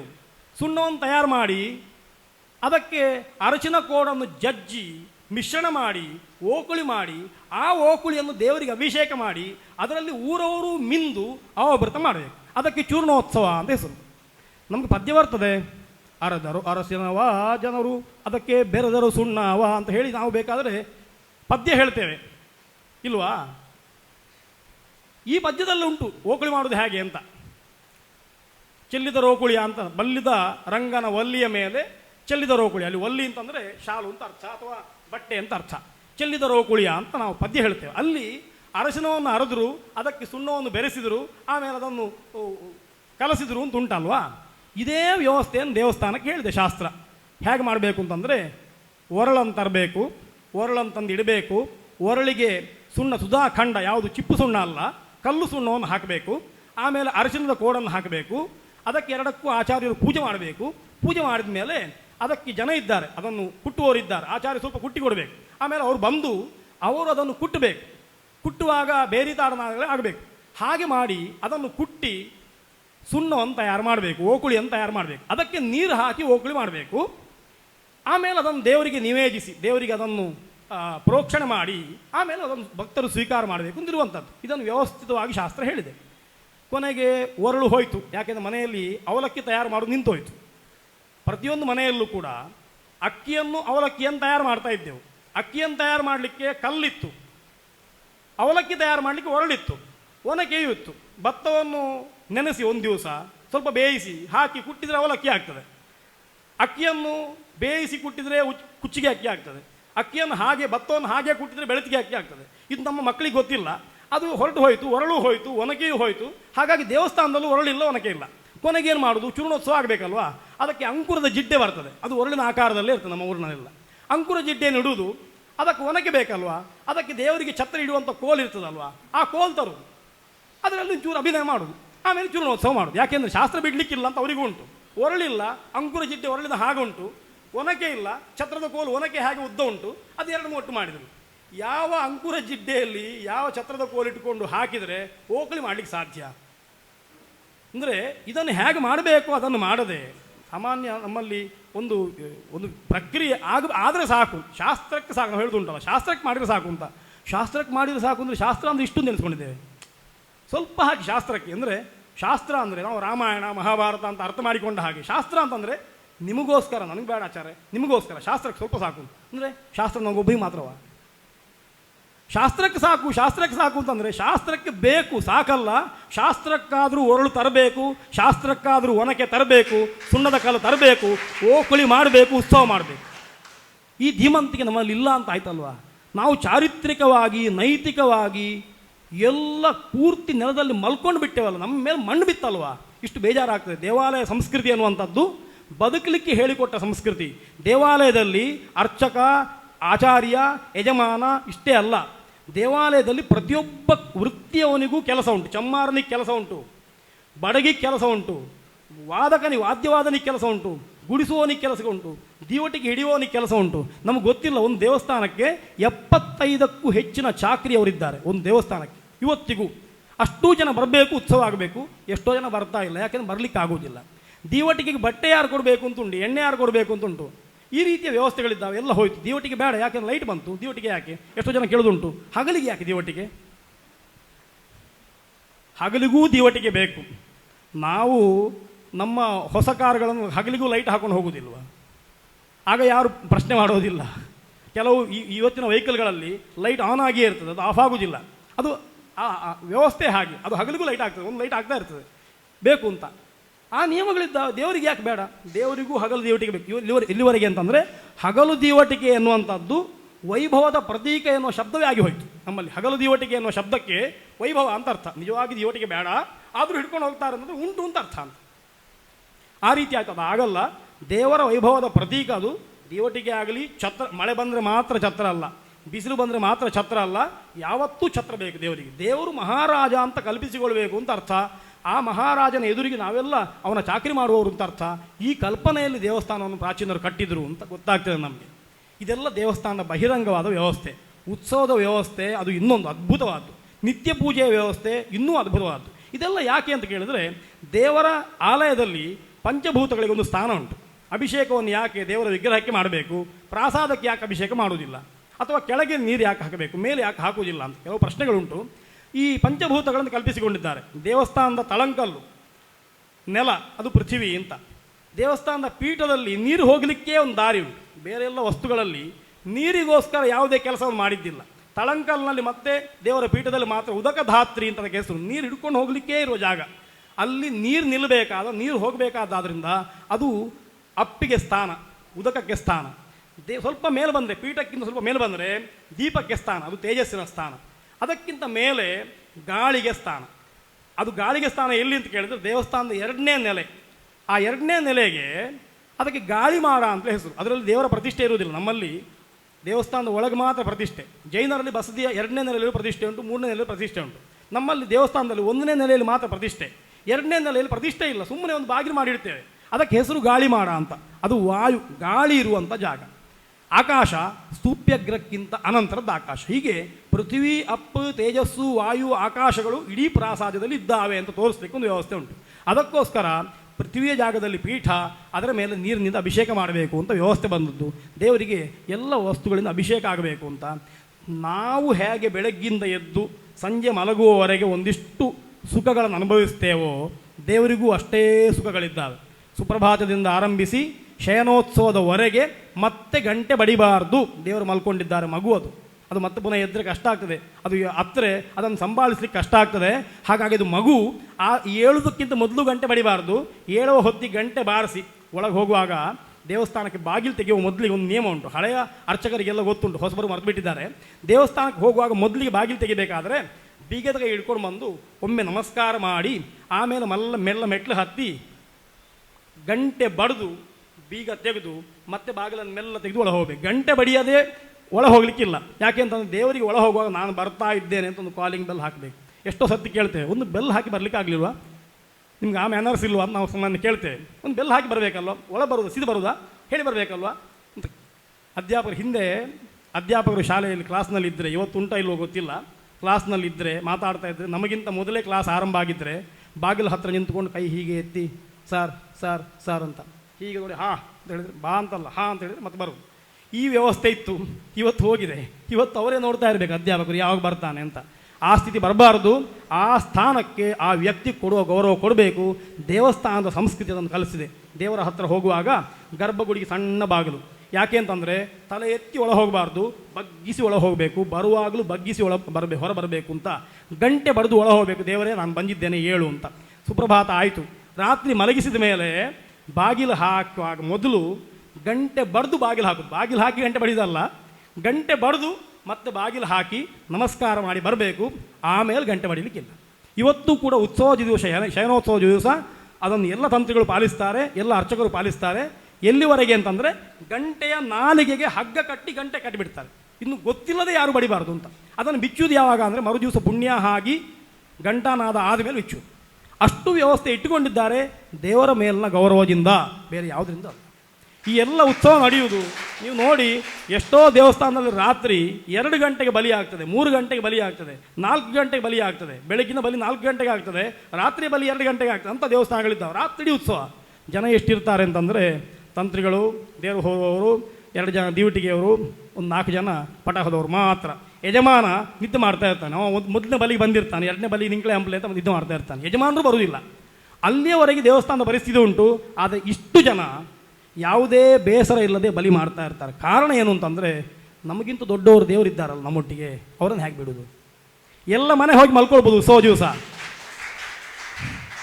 ಈ ಭಾವನೆ, ಈ ಆತ್ಮೀಯತೆ ಅದನ್ನು ಇಟ್ಟುಕೊಳ್ಬೇಕು ಅಂತ. ಅದಕ್ಕೋಸ್ಕರ ಶಾಸನ ಎಲ್ಲ ಬಂತು, ಯಾರ್ಯಾರನ್ನು ಪೂಜೆಗೆ ನೇಮಿಸ್ಕೊಳ್ಬೋದು, ಆನುವಂಶಿಕತೆ ಬೇಡ ಅಂತ. ನಾನು ಹೇಳ್ತೇನೆ ಆನುವಂಶಿಕತೆ ಬೇಕು. ಯಾಕೆ ಅಂತ ಕೇಳಿದ್ರೆ, ಅಪ್ಪ ಮಗನಿಗೆ ಹೇಳಿಕೊಟ್ಟಿರ್ತಾನೆ, ನಮ್ಮ ದೇವರು ಈ ರೀತಿ ನೋಡ್ಕೊಳ್ಬೇಕು, ದೇವರಿಗೆ ಈ ಹೊತ್ತಿಗೆ ಈ ಪೂಜೆ ಆಗಬೇಕು, ಈ ಹೊತ್ತಿಗೆ ಈ ಪೂಜೆ ಆಗಬೇಕು, ಹೀಗಾಗಬೇಕು ಅಂತ ಅಪ್ಪ ಮಗನಿಗೆ ಹೇಳಿಕೊಟ್ಟು ಬರಬೇಕಷ್ಟೇ ಹೊರತು, ಕ್ವಾಲಿಫಿಕೇಷನ್ ಉಂಟು ಅಂತ ಸರ್ಟಿಫಿಕೇಟ್ ಹಿಡ್ಕೊಂಡು ಬಂದವನಿಗೆ ಅದನ್ನು ಉಪದೇಶ ಮಾಡಲಿಕ್ಕೆ ಸಾಧ್ಯ ಇಲ್ಲ. ಆ ಆತ್ಮೀಯತೆ ಬರಲಿಕ್ಕೂ ಸಾಧ್ಯ ಇಲ್ಲ. ನನಗೆ ನಾಳೆ ರಜೆ ಬೇಕು, ದೇವರು ಕೂತ್ಕೊಳ್ಳಿ, ಯಾರಾದರೂ ಪೂಜೆ ಮಾಡಿ. ಆನುವಂಶಿಕವಾಗಿ ಪೂಜೆ ಮಾಡ್ತಾ ಬಂದವರಿಗೆ ಒಂದು ಸೂತಕ ಬಂದರೆ ಬೇಜಾರಾಗ್ತದೆ, 10 ದಿವಸ ದೇವರ ಪೂಜೆ ಇಲ್ಲ ಅಲ್ವಾ ಅಂತ. ಸಂಪಾದನೆ ತಪ್ಪಿತಲ್ಲ ಅಂತಲ್ಲ, ದೇವರ ಪೂಜೆ ಇಲ್ಲ ಅಲ್ವಾ ಅಂತ. ಅಥವಾ ಒಂದು ದಿವಸ ದೇವರ ಪೂಜೆ ಸರಿಯಾಗಿ ಆಗದಿದ್ದರೆ ಬೇಜಾರಾಗ್ತದೆ. ಎಷ್ಟೋ ಕಡೆಗಳಲ್ಲಿ ಬೆಳಗ್ಗಿನ ಪೂಜೆ ಆದ ಮೇಲೆ ಕಾಫಿ ಕುಡುವ, ತಿಂಡಿ ತಿನ್ನುವವರಿದ್ದಾರೆ, ದೇವರಿಗೆ ಆಗದೆ ನಂಗೆ ಬೇಡ ಅಂತ. ಆ ರೀತಿ ದೇವರನ್ನು ನಮ್ಮ ಮನೆಯ ಸದಸ್ಯ ಅಂತ ಭಾವಿಸಿಕೊಂಡು ಅರ್ಚನೆ ಮಾಡುವಂಥವರಿಂದ ದೇವಸ್ಥಾನ ಉಳಿದಿದೆ. ಇದು ದೇವಸ್ಥಾನದ ಎಲ್ಲ ಹೊರಗಿನ ಉಪಾಸನೆ. ಈ ರೀತಿ ದೇವಸ್ಥಾನವನ್ನು ಉಪಾಸನೆ ಮಾಡಬೇಕು ಅಂತ. ಪ್ರತಿಯೊಂದು ಅಂಗಕ್ಕೂ ಒಂದೊಂದು ವೈಶಿಷ್ಟ್ಯ ಉಂಟು. ನನಗೆ ಅದನ್ನು ಎಲ್ಲವನ್ನು ಹೇಳಲಿಕ್ಕೆ ಆಗುವುದಿಲ್ಲ, ಕೆಲವನ್ನು ಹೇಳ್ತೇನೆ.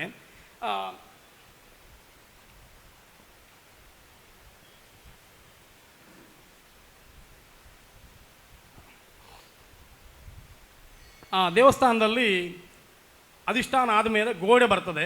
ಗೋಡೆಯಲ್ಲಿ ಭಿತ್ತಿಗೆ 4 ಬದಿಯಲ್ಲಿ ಸ್ತಂಭಗಳು ಬರ್ತದೆ.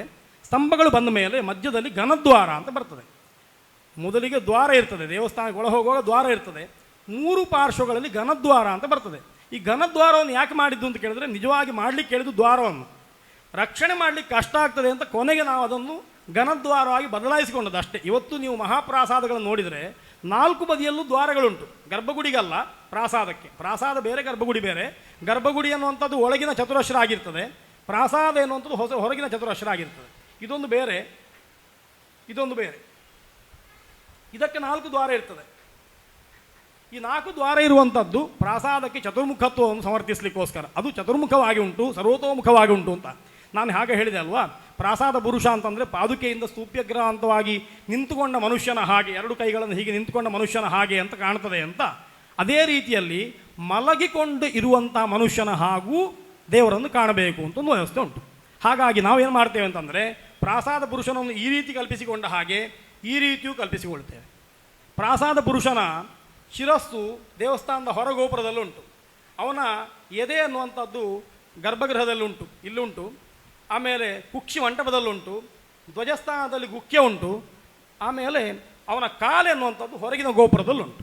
ಹೀಗೆ ಒಬ್ಬ ಪುರುಷ ಪಶ್ಚಿಮಕ್ಕೆ ತಲೆ ಹಾಕಿ ಪೂರ್ವಕ್ಕೆ ಕಾಲು ಹಾಕಿ, ದೇವರ ಮುಖ ಪೂರ್ವ ಆಗಿದ್ದರೆ, ಮಲಗಿಕೊಂಡು 2 ಕೈಗಳನ್ನು ಚಾಚಿದರೆ, ಇದು 2 ಪೌಳಿ ಅಂತಾದರೆ, ಒಂದು ಕೈ ಇದು, ಒಂದು ಕೈ ಇದು.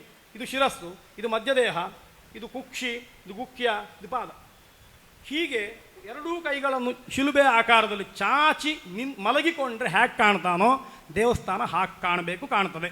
ಅದಕ್ಕೋಸ್ಕರ ಹಿಂಬದಿಯಲ್ಲೊಂದು ಗೋಪುರ, 2 ಕೈಗಳ ಪಾರ್ಶ್ವದಲ್ಲಿ 2 ಗೋಪುರ, ಕಾಲುಗಳ ಹತ್ತಿರ ಮತ್ತೊಂದು ಗೋಪುರ, ಧ್ವಜದ ಹತ್ತಿರ ಧ್ವಜಸ್ತಂಭ, ಗುಖ್ಯದ ಹತ್ತಿರ ಧ್ವಜಸ್ತಂಭ, ಇದನ್ನೆಲ್ಲ ಮಾಡುವಂಥದ್ದು. ಪ್ರಾಸಾದ ಪುರುಷನಿಗೆ ಅಪಾನಂ ಜಲ ನಿರ್ಗಮಃ ಅಂತ ಹೇಳಿ ದೇಹದಲ್ಲಿರುವಂಥ ನವರಂಧ್ರಗಳಿಗೆ ಅನುಕೂಲವಾಗಿರುವಂತಹ 9 ರಂಧ್ರಗಳನ್ನು ಪ್ರಾಸಾದಕ್ಕೆ ಹೇಳಿದೆ. ಅದರಲ್ಲಿ ಜಲ ನಿರ್ಗಮ, ಸೋಮಸೂತ್ರ ಅಂತ ಇರುವಂಥದ್ದು ಅಪಾನ ಅಂತ ಶಾಸ್ತ್ರ ಹೇಳ್ತದೆ. ಉಪಸ್ತಮ ಅಪಾನ 2 ಕೂಡ ಅದರಲ್ಲೇ ಇರ್ತದೆ. ಆ ರೀತಿಯ ವ್ಯವಸ್ಥೆ ಉಂಟು. ಹೀಗೆ ಅದನ್ನು ಶಾಸ್ತ್ರ ಹೇಳಿದ ವ್ಯವಸ್ಥೆ ಉಂಟು. ಇದು ಪೂರ್ಣವಾಗಿ ಒಂದು ದೇವರ ಚೈತನ್ಯಕ್ಕೆ ರಕ್ಷಣೆ ಮಾಡಲಿಕ್ಕೋಸ್ಕರ ರೂಪಿತವಾದಂತಹ ಒಂದು ಬಾಹ್ಯ ಶರೀರ. ಹಾಗಾಗಿ ದೇವಸ್ಥಾನವನ್ನು ನೋಡುವುದು ಅಂತಂದರೆ ಹೀಗೆ ಹೋಗಿ ದೇವರನ್ನು ನೋಡಿ ಹೀಗೆ ಒಂದು ಸತಿ ನೋಡಿ ನಮಸ್ಕಾರ ಮಾಡುವುದಲ್ಲ, ದೇವಸ್ಥಾನವನ್ನು ಗಮನಿಸಬೇಕು ಅಂತ. ಗೋಪುರದಿಂದ ಒಳಗೆ ಹೋದ ಕೂಡಲೇ ದೇವರು, ದೇವಸ್ಥಾನ, ಶಿಲ್ಪ, ಶಾಸ್ತ್ರ ಇದಿಷ್ಟು ಬಿಟ್ಟರೆ ಬೇರೆ ಯಾವುದೇ ಬಾಧೆಗಳು ನಮ್ಮನ್ನು ಬಾಧಿಸಬಾರ್ದು. ಅದಕ್ಕೆ ಮೊದಲು ಮಾಡಬೇಕಾದ್ದು ಏನು ಅಂತ ಕೇಳಿದರೆ, ನಮ್ಮ ಹತ್ತಿರ ಇರುವಂಥ ಒಂದು ರಾಕ್ಷಸ ಉಂಟಲ್ಲ, ಕರ್ಣಯಕ್ಷಿ, ಮೊಬೈಲ್ ಅಂತ ಕರಿತೇವೆ, ಅದನ್ನು ಮೊದಲು ಆಫ್ ಮಾಡಿ ಚೀಲದೊಳಗೆ ಹಾಕ್ಬಿಟ್ಟೆ. ಅದನ್ನು ನೀವು ಹಿಡ್ಕೊಂಡು ಹೋದರೆ ಎಲ್ಲ ಫೋಟೋ ತೆಗೆಯುವ ಅಂತ ಕಾಣ್ತದೆ. ಈ ಫೋಟೋ ತೆಗೆಯುವ ರೋಗ ನನಗೂ ಉಂಟು, ನಾನು ಒಪ್ಪಿಕೊಳ್ತೇನೆ. ಆ ರೋಗ ಇದ್ದರೆ ನಿಮಗೆ ಯಾವುದನ್ನೂ ನೋಡಲಿಕ್ಕೆ ಆಗೋದಿಲ್ಲ. ಎಲ್ಲವನ್ನು ಫೋಟೋ ತೆಗಿತಾ ಇರ್ತೀರ ಅಷ್ಟೇ, ನೋಡೋದಿಲ್ಲ ನೀವು. ಈ ಫೋಟೋವನ್ನು ಆಫ್ ಮಾಡಿ ನೀವು ನೋಡ್ತಾ ಇದ್ದರೆ ನಿಮ್ಮ ಕ್ಯಾಮರಾ, 2 ಕ್ಯಾಮರಾ ಉಂಟಲ್ವಾ, ಆ ಕ್ಯಾಮರಾ ನಿಮ್ಮ ಕೈಯಲ್ಲಿರುವಂಥ ಮೊಬೈಲ್ನ ಕ್ಯಾಮರಾಕ್ಕಿಂತ ಹೆಚ್ಚು ಮೆಗಾ ಪಿಕ್ಸೆಲ್ ಇರುವಂಥದ್ದು. ಅದರ ಸ್ಮರಣ ಶಕ್ತಿ ಅದ್ಭುತವಾಗಿದ್ದರೆ ಅದು ಯಾವತ್ತೂ ಡಿಲೀಟ್ ಆಗೋದಿಲ್ಲ. ನಿಮ್ಮ ಮೊಬೈಲ್ನಲ್ಲಿರುವಂಥದ್ದು ಡಿಲೀಟ್ ಆಗ್ತದೆ, ಅದು ಯಾವತ್ತೂ ಡಿಲೀಟ್ ಆಗೋದಿಲ್ಲ. ಹಾಗಾಗಿ ದೇವಸ್ಥಾನವನ್ನು ಮೊಬೈಲ್ ಇಲ್ಲದೆ ನೋಡಬೇಕು. ನನ್ನ ಗುರುಗಳು ಯಾವತ್ತೂ ಹೇಳ್ತಾ ಇದ್ರು, ದೇವಸ್ಥಾನದ ಒಳಗೆ ಹೋಗಬೇಕಾದ್ರೆ 2 ವಸ್ತುಗಳನ್ನು ಹೊರಗಿಟ್ಟು ಹೋಗಬೇಕು ಮಾರಾಯ. ಒಂದು ತಲೆಯಲ್ಲಿರುವ ಅಹಂಕಾರ, ಮತ್ತೊಂದು ಕಾಲಿನಲ್ಲಿರುವ ಚಪ್ಪಲಿ ಅಂತ. ಅದು ಎರಡನ್ನೂ ಹೊರಗಿಟ್ಟು ಹೋದರೆ ಇಡೀ ದೇವಸ್ಥಾನವನ್ನು ನೋಡ್ಲಿಕ್ಕೆ ಆಗ್ತದೆ. ಒಂದು ದೇವಸ್ಥಾನ ಅಂತಂದರೆ ಒಂದು ಜೀವನ ದರ್ಶನ. ಅದು ಅದರಿಂದ ಸೃಷ್ಟಿಯಿಂದ ಆರಂಭಿಸಿ ಸಂಹಾರದವರೆಗೆ ಎಲ್ಲವೂ ಅದರಲ್ಲುಂಟು. ನಿಮಗೆ ಗೊತ್ತಿರ್ಬೋದು, ಒಂದು ದೇವಸ್ಥಾನ ಅಂತಂದರೆ ಅದು ಶಾಲೆ ಹೌದು, ಅದು ನ್ಯಾಯಸ್ಥಾನ ಕೋರ್ಟ್ ಹೌದು, ಒಂದು ಆಸ್ಪತ್ರೆ ಹೌದು, ಒಂದು ಪೋಸ್ಟ್ ಆಫೀಸ್ ಹೌದು, ಒಂದು ಮದುಮಕ್ಕಳನ್ನು ಒಟ್ಟು ಮಾಡುವ ಸಂಬಂಧವನ್ನು ಬೆಸೆಯುವ ಒಂದು ವಿವಾಹ ವೇದಿಕೆ ಹೌದು, ಬಡವರಿಗೆ ಏನಾದರೂ ಕೊಡುವಂಥ ದಾನಶಾಲೆ ಹೌದು, ಜ್ಞಾನೋಪದೇಶ ಕೊಡುವಂಥ ಜ್ಞಾನಶಾಲೆ ವಿಶ್ವವಿದ್ಯಾಲಯ ಹೌದು. ದೇವಸ್ಥಾನ ಯಾವುದು ಅಲ್ಲ. ಉದ್ಯೋಗ ಇಲ್ಲದವರಿಗೆ ಉದ್ಯೋಗ ಕೊಡುವ ಕೇಂದ್ರ ಹೌದು. ಹಿಂದೆ ಡೆವಲಪ್ಮೆಂಟ್ ಎನ್ನುವ ಶಬ್ದಕ್ಕೆ ಅರ್ಥ ಏನು ಅಂದರೆ ದೇವಸ್ಥಾನ ಕಟ್ಟುವುದು. ಯಾಕೆ ನಮ್ಮಲ್ಲಿ ಇಷ್ಟು ದೇವಸ್ಥಾನ ಬಂತು ಅಂತ ಕೇಳಿದರೆ, ನಮ್ಮಲ್ಲಿ ಹೊಸ ಹೊಸ ಉದ್ಯಮಗಳನ್ನು ಸ್ಟಾರ್ಟಪ್ಗಳನ್ನು ಮಾಡುವಂಥ ವ್ಯವಸ್ಥೆ ಹಿಂದೆ ಇರಲಿಲ್ಲ. 500 ವರ್ಷದ ಹಿಂದೆಯೋ 800 ವರ್ಷದ ಹಿಂದೆ ಇರಲಿಲ್ಲ. ಒಂದು ಊರು ಉದ್ಧಾರ ಮಾಡಬೇಕು ಅಂತ ಏನು ಮಾಡೋದು ಕೇಳಿದ್ರೆ, ಆ ಊರಿನ ಮಧ್ಯದಲ್ಲಿ ದೇವಸ್ಥಾನ ಕಟ್ಟುವುದು. ದೇವಸ್ಥಾನ ಕಟ್ಟಿದರೆ 1,000 ಜನಕ್ಕೆ ಉದ್ಯೋಗ ಕೊಟ್ಟಾಗ ಆಗ್ತದೆ. ಚಪ್ಪಲಿ ಹೊಲಿಯೋರಿಗೆ ಉದ್ಯೋಗ, ಚಪ್ಪಲಿ ಕಾಯುವವರಿಗೆ ಉದ್ಯೋಗ, ಹೂ ಕೊಡುವವರಿಗೆ ಉದ್ಯೋಗ, ವಾದ್ಯ ನುಡಿಸುವವರಿಗೆ ಉದ್ಯೋಗ, ಅನ್ನ ಹಾಕುವವರಿಗೆ, ಅಡಿಗೆ ಮಾಡುವವರಿಗೆ, ರೈತರಿಗೆ, ಅರ್ಚಕರಿಗೆ, ವೇದಜ್ಞರಿಗೆ, ಪುರಾಣಜ್ಞರಿಗೆ, ಕಲಾವಿದರಿಗೆ, ಎಲ್ರಿಗೂ ಉದ್ಯೋಗ. ಅವರು ಎಲ್ಲರೂ ಕೂಡ ದೇವಸ್ಥಾನವನ್ನು ಅವಲಂಬಿಸಿಕೊಂಡೇ ಅವರವರ ಬದುಕನ್ನು ಕಟ್ಟಿಕೊಳ್ಳಿಕ್ಕಾಗ್ತಾ ಇತ್ತು.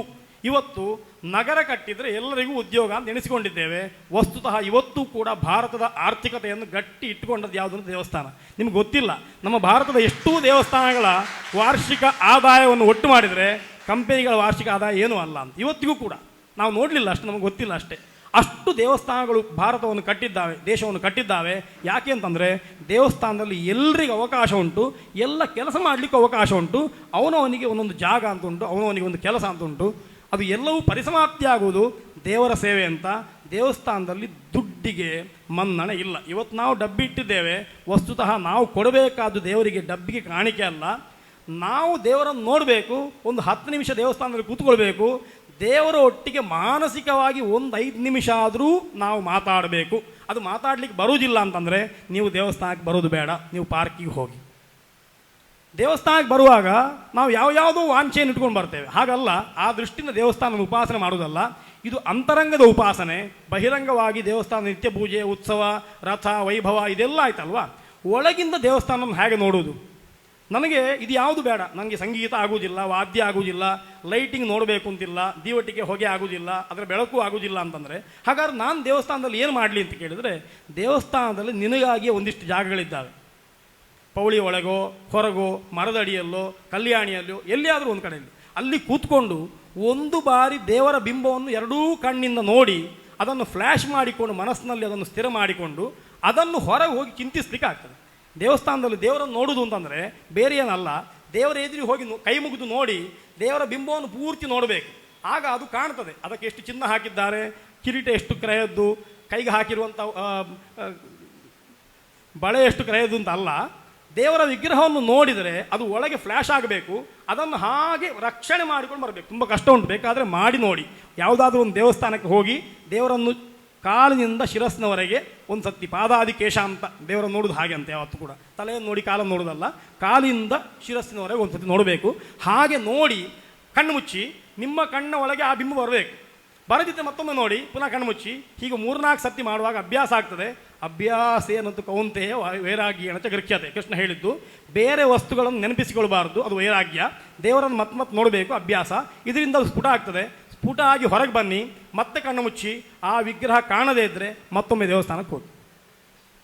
ಕಂಡ್ರೆ ಬದಿಯಲ್ಲಿ ಕೂತ್ಕೊಂಡು ಉಪಾಸನೆ ಮಾಡಿ ಇದನ್ನು ಅಭ್ಯಾಸ ಮಾಡಿದರೆ ಆಂತರಂಗಿಕವಾಗಿ ದೇವರನ್ನು ಉಪಾಸನೆ ಮಾಡಿದ ಹಾಗೆ ಆಗ್ತದೆ. ಇಲ್ಲದಿದ್ದರೆ ಆಂತರಂಗಿಕವಾಗಿ ಏನೂ ದೇವಸ್ಥಾನದಲ್ಲಿ ಮಾಡಿದಂತ ಆಗೋದಿಲ್ಲ. ಗುರುಗಳು ಹೇಳ್ತಾ ಇದ್ದ ಮಾತು ಹೇಳ್ತೇನೆ.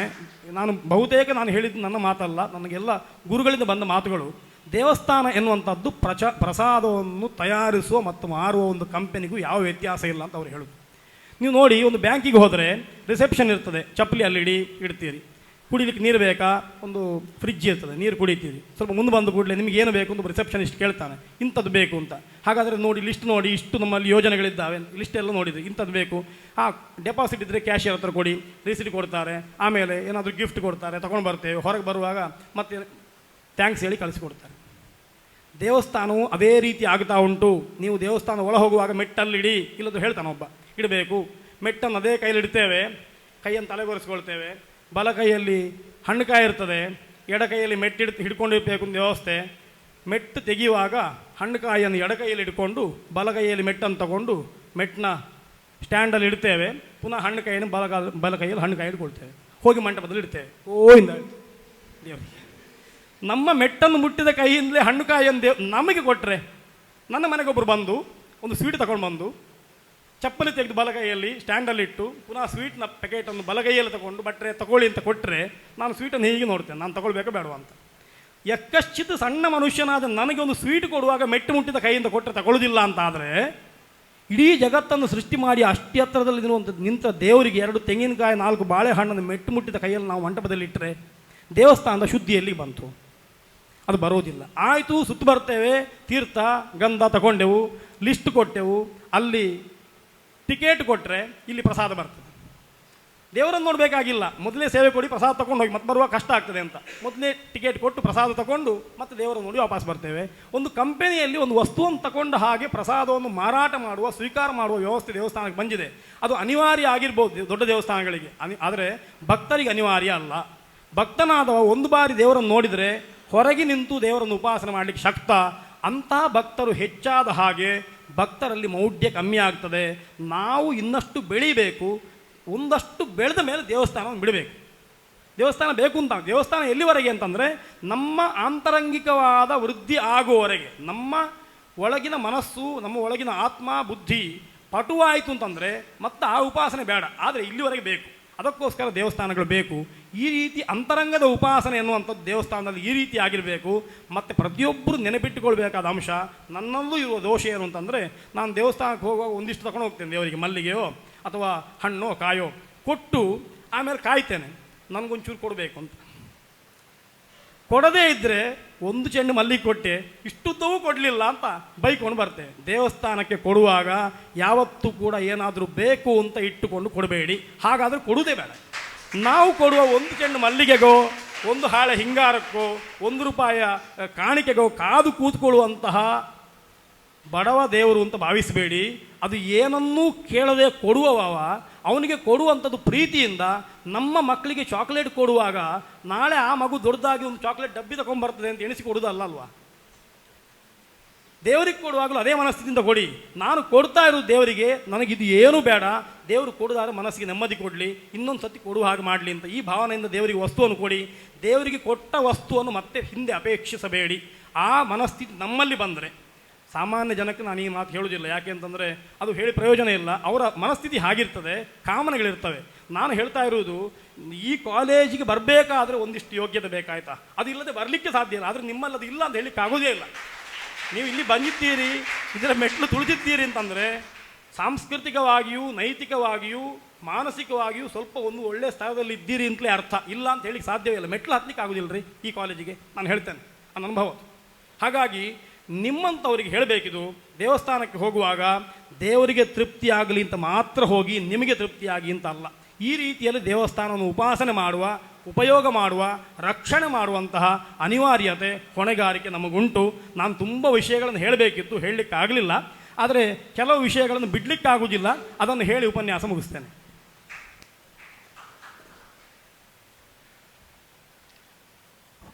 ನಮ್ಮ ಪ್ರಾಚೀನ ಕವಿಗಳು ಒಂದಷ್ಟು ದೇವಸ್ಥಾನದ ಬಗ್ಗೆ ಕೆಲಸ ಮಾಡಿದ್ದಾರೆ. ದೇವಸ್ಥಾನದಲ್ಲಿ ಶಾಸನಗಳನ್ನು ರಚಿಸಿದ್ದಾರೆ ಅವರು. ಆ ಶಾಸನಗಳಲ್ಲಿ ಅದ್ಭುತವಾದ ಸಾಹಿತ್ಯ ಉಂಟು. ನಿಮಗೆ ಪುರುಸೋತಿದ್ದರೆ ಕರ್ನಾಟಕ ಶಾಸನ ಮಂಜರಿ ಅಂತ ಒಂದು ಪುಸ್ತಕ ಉಂಟು, ಆರ್ ನರಸಿಂಹಾಚಾರ್ಯರು ಸಂಗ್ರಹ ಮಾಡಿದ್ದು. ದೇವಸ್ಥಾನದ, ಕರ್ನಾಟಕದ ದೇವಸ್ಥಾನದ ಹಳೆಗನ್ನಡ ಶಾಸನಗಳಲ್ಲಿರುವಂಥ ಕಾವ್ಯಾಂಶಗಳು ಮಾತ್ರ. ಶಾಸನಗಳಿರುವ ಪೂರ್ಣ ಪಾಠ ಬೇಕಾದರೆ ಎಫಿಗ್ರಾಫಿಯ ಕರ್ನಾಟಕವನ್ನು ನೋಡಿ, ತುಂಬ ವಾಲ್ಯೂಮ್ ಉಂಟು, ಅದರಲ್ಲಿ ಎಲ್ಲ ಶಾಸನಗಳ ಪಾಠಗಳಿದ್ದಾವೆ.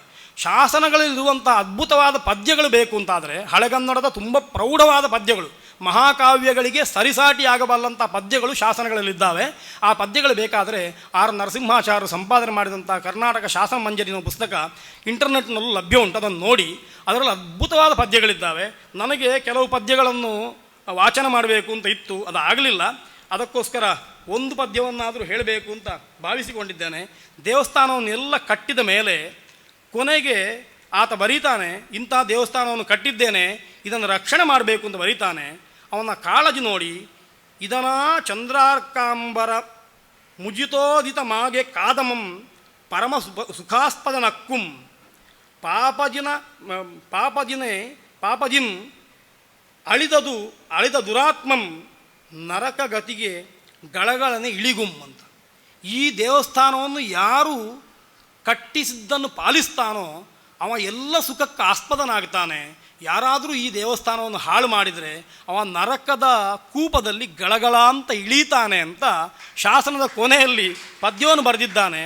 ದೇವಸ್ಥಾನದ ನಿರ್ಮಾಣವನ್ನು ಮಾಡಿದ ಮೇಲೆ, ಶಾಸನಗಳನ್ನು ತಯಾರು ಮಾಡಿದ ಮೇಲೆ ದೇವಸ್ಥಾನವನ್ನು ಹೇಗೆ ನಡೆಸ್ಕೊಳ್ಬೇಕು ಅಥವಾ ದೇವಸ್ಥಾನ ಎಂಥದ್ದು ಅಂತ ಹೇಳುವ ಒಂದಿಷ್ಟು ಪದ್ಯಗಳು ಇದ್ದಾವೆ.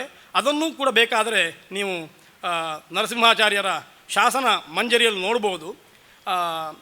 ಒಂದು ಪದ್ಯವನ್ನು ಹೇಳಿ ನಾನು ಉಪನ್ಯಾಸ ಮುಗಿಸ್ತೇನೆ.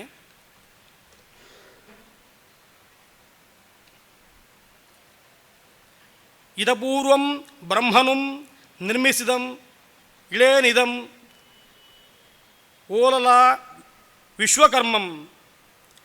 ವಿಶ್ವಕರ್ಮಂಗಿದೆದಲ್ ಕರ್ಮಾಂತರ ಪ್ರೌಢಿಗೆ ಗುರುವೆನಿಸಲ್ ಸಾಲುವುದೆಂಬಂತುಟಂ ನೋಡ್ ಇದರಾಶ್ಚರ್ಯಂ ಬಡಲ್ ಮಾಡಿದನ್ ಇದನೆ ವಲಂ ದೇವದೇವಂಗಿರಲ್ ತಕ್ಕುದೆನಿಪ್ಪ ಉತ್ತುಂಗ ದೇವಾಲಯ ಎಸದಿರಲ್ ದಂಡನಾಥ ತ್ರಿನೇತ್ರಂ ಸಕಲ ಕಲಾ ಸರಸ್ವತಿಗೆ ವಾಂಗ್ಮಯ ಮೂರ್ತಿಗೆ ವೇದಮೂರ್ತಿಗೆ ಮೂರ್ತಿಗ ಪ್ರಕಟನ ಮಂತ್ರಮೂರ್ತಿಗಂ ಅಮಲಾಕ್ಷರ ಮೂರ್ತಿಗಿರಲ್ಕೆ ಭಕ್ತಿಯಂ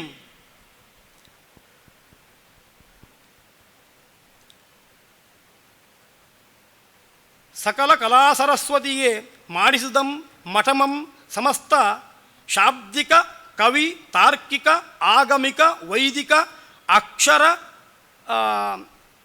ಸಜ್ಜನಾಶ್ರಯಂ.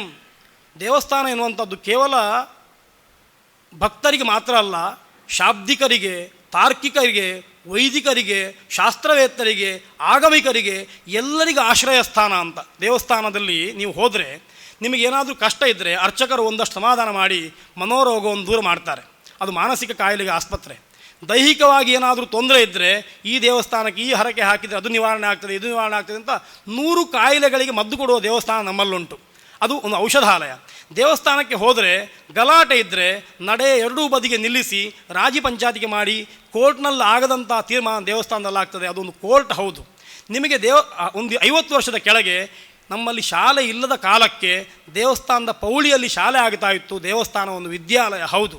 ಇವತ್ತಿಗೂ ಶಿರಸಿಯ ಮಾರಿಕಾಂಬೆ ದೇವಸ್ಥಾನಕ್ಕೆ ಹೋದರೆ ಪೋಸ್ಟ್ ಆಫೀಸ್ ಅಲ್ಲೇ ಉಂಟು. ಈಗ ಉಂಟ ಇಲ್ಲೋ ಗೊತ್ತಿಲ್ಲ, ಮೊನ್ನೆವರೆಗಿತ್ತು. ಪೋಸ್ಟ್ ಆಫೀಸ್ ಅಲ್ಲೇ ಇರೋದು. ಯಾಕೆಂತಂದರೆ ಬೇರೆ ಜಾಗ ಇಲ್ಲ, ಅಲ್ಲಿ ಪೋಸ್ಟ್ ಆಫೀಸ್ ಮಾಡಿದ್ದಾರೆ. ಅಂದರೆ ಅದಕ್ಕೂ ಒಂದು ಸ್ಥಾನ ಅದು. ಆಮೇಲೆ ಎಷ್ಟೋ ಜನಕ್ಕೆ ಸಾಲ ಕೊಡಲಿಕ್ಕೆ, ವಸ್ತುಗಳನ್ನು ಕೊಡಲಿಕ್ಕೆ, ಗಂಡಿಗೆ ಹೆಣ್ಣು, ಹೆಣ್ಣಿಗೆ ಗಂಡನ್ನು ಒಟ್ಟು ಮಾಡಲಿಕ್ಕೆ ಅಲ್ಲಿ ಉತ್ಸವಕ್ಕೆ ಬರೋದು, ಅಲ್ಲಿ ಬಂದರೆ ಹೆಣ್ಣು ಸೆಟ್ ಆಗ್ತದೆ, ಗಂಡು ಸೆಟ್ ಆಗ್ತದೆ ಅಂತ ಇವತ್ತಿಗೂ ಉಂಟು. ಆ ರೀತಿ ಆಗಲಿಕ್ಕೆ ಇದಕ್ಕೆಲ್ಲ ಕಾರಣ ದೇವಸ್ಥಾನ ಆಗಿತ್ತು. ಹಾಗಾಗಿ ದೇವಸ್ಥಾನ ಅಂತಂದರೆ ನಮ್ಮ ಜೀವನದ ಒಂದು ಭಾಗವೇ, ಅದು ಬಿಟ್ಟು ಪ್ರತ್ಯೇಕ ಅಲ್ಲ. ಇವತ್ತು ನಾವು ದೇವಸ್ಥಾನ ಬೇರೆ, ಮನೆ ಬೇರೆ ಅಂತ ಎನಿಸ್ಕೊಂಡಿದ್ದೇವೆ. ನಮ್ಮ ಹಳೆಯ ದೇವಸ್ಥಾನಗಳು ಅದು ಒಂದು ಜೀವನದ ಭಾಗ, ನಮ್ಮ ಜೀವನದ ಒಂದು ಭಾಗವೇ ಆಗಿತ್ತು, ಹೊರತು ಬೇರೆ ಆಗಿರಲಿಲ್ಲ. ಆದರೆ ಇವತ್ತು ನಾವು ತುಂಬ ದೂರ ಬಂದಿದ್ದೇವೆ, ದೇವರಿಂದಲೂ ದೂರ ಆಗ್ತಾ ಇದ್ದೇವೆ. ದೇವಸ್ಥಾನ ಒಂದು ಶಿಕ್ಷಣ ಕೇಂದ್ರ. ಒಳಕ್ಕೆ ಹೋಗಿ ಹೊರಗೆ ಬಂದರೆ ಅನೇಕ ಸಂಸ್ಕಾರಗಳು ಗೊತ್ತಿಲ್ಲದೇ ಆಗ್ತದೆ. ಬೇಡುವವರು ಹೇಗಿರ್ತಾರೆ, ಕಷ್ಟ ಅಂದರೆ ಏನು, ಒಂದು ಹೊಟ್ಟಿಗೆ ಊಟ ಸಿಗದಿದ್ದರೆ ಎಷ್ಟು ಕಷ್ಟ ಆಗ್ತದೆ ಅಂತ ನಮಗೆ ಊಟ ಸಿಗದೇ ದೇವಸ್ಥಾನದಲ್ಲಿ ಊಟ ಮಾಡಿದ್ರೆ ಗೊತ್ತಾಗ್ತದೆ. ಕಷ್ಟ ಎಷ್ಟು ಬರ್ತದೆ ಅಂತ ಬೇಡುವವರು ನೋಡಿದ್ರೆ ಗೊತ್ತಾಗ್ತದೆ. ಹೀಗೆ ಎಲ್ಲ ಜನರನ್ನು ವೀಕ್ಷಣೆ ಮಾಡುವುದರಿಂದ ದೇವಸ್ಥಾನ ಏನು ಅಂತ ಗೊತ್ತಾಗ್ತದೆ.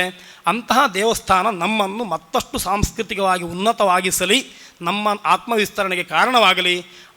ಅದರೊಟ್ಟಿಗೆ ನಾವು ಕೂಡ ದೇವಸ್ಥಾನವನ್ನು ಜೀರ್ಣೋದ್ಧಾರ ಮಾಡದಿದ್ದರೂ ಅಡ್ಡಿ ಇಲ್ಲ, ಹಾಳು ಮಾಡದ ಬುದ್ಧಿ ನಮಗೆ ಬರಲಿ ಅಂತ ಹೇಳ್ತಾ ನನ್ನ ಉಪನ್ಯಾಸ ಮುಗಿಸ್ತೇನೆ. ಒಂದಷ್ಟು ಉಪನ್ಯಾಸ ದೀರ್ಘ ಆಯಿತು ಅಂತ ಭಾವಿಸ್ತೇನೆ. ಯಾಕೆ ಅಂತಂದರೆ ನನಗಿನ್ನೂ ತೃಪ್ತಿ ಆಗಲಿಲ್ಲ, ನಾನು ಹೇಳಬೇಕಾದನ್ನು ಹೇಳಲಿಲ್ಲಲ್ಲ ಅಂತ ಕೊರಗುಂಟು. ಅದನ್ನು ಮತ್ತೊಂದು ದಿವಸ ಹೇಳುವ ಪ್ರಯತ್ನ ಮಾಡ್ತೇನೆ. ನನ್ನ ಮಾತನ್ನು ಇಲ್ಲಿವರೆಗೆ ಎಲ್ಲರೂ ಕೂಡ ತಾದಾತ್ಮ್ಯದಿಂದ ಕೇಳಿದ್ದಕ್ಕೆ, ಅನುಭವಿಸಿದ್ದಕ್ಕೆ, ನನಗೆ ಗೊತ್ತಾಗಿದೆ ನಿಮಗೆ ಸಂತೋಷ ಆಗಿದೆ ಅಂತ ಅನುಭವಿಸಿದ್ದಕ್ಕೆ ನಿಮಗೆಲ್ಲ ಧನ್ಯವಾದ. ನಾನು ಹೇಳುವ ಮಾತುಗಳನ್ನೇ ಆಡುವ ಸಮರ್ಥರು ನಮ್ಮ ಮುಂದಿದ್ದಾರೆ. ಅವರಿಗೂ ಆ ವಿಷಯಗಳು ಗೊತ್ತುಂಟು. ಆದರೂ ನಾನು ಹೇಳ್ತಾ ಇದ್ದೇನೆ ಎನ್ನುವಂಥ ಸೌಜನ್ಯಕ್ಕೋಸ್ಕರ ಅದನ್ನು ಕೇಳಿ ಸಂತೋಷಪಟ್ಟದಕ್ಕೆ ವಿದ್ವಾಂಸರಿಗೂ ವಂದನೆಗಳನ್ನು ಸಲ್ಲಿಸ್ತಾ, ನನ್ನಂಥವನನ್ನು ಇಷ್ಟು ಎತ್ತರಕ್ಕೆ ಏರಿಸಿ ಎಷ್ಟೋ ಹೊತ್ತು ರುಚಿರ ಭಾರತಿಯಲ್ಲಿ ನಾನು ಭಾಷಣ ಮಾಡಿದ್ದೇನೆ, ಎಷ್ಟೋ ಗಂಟೆಗಳ ಕಾಲ ಮಾತಾಡಿರ್ಬೋದು. ಇಲ್ಲಿ ವಿದ್ಯಾರ್ಥಿಯಾಗಿ ಮಾತಾಡಿದ್ದೇನೆ, ಒಂದೆರಡು ಬಾರಿ ಸಭೆಗೂ ಬಂದು ಮಾತಾಡಿದ್ದೇನೆ.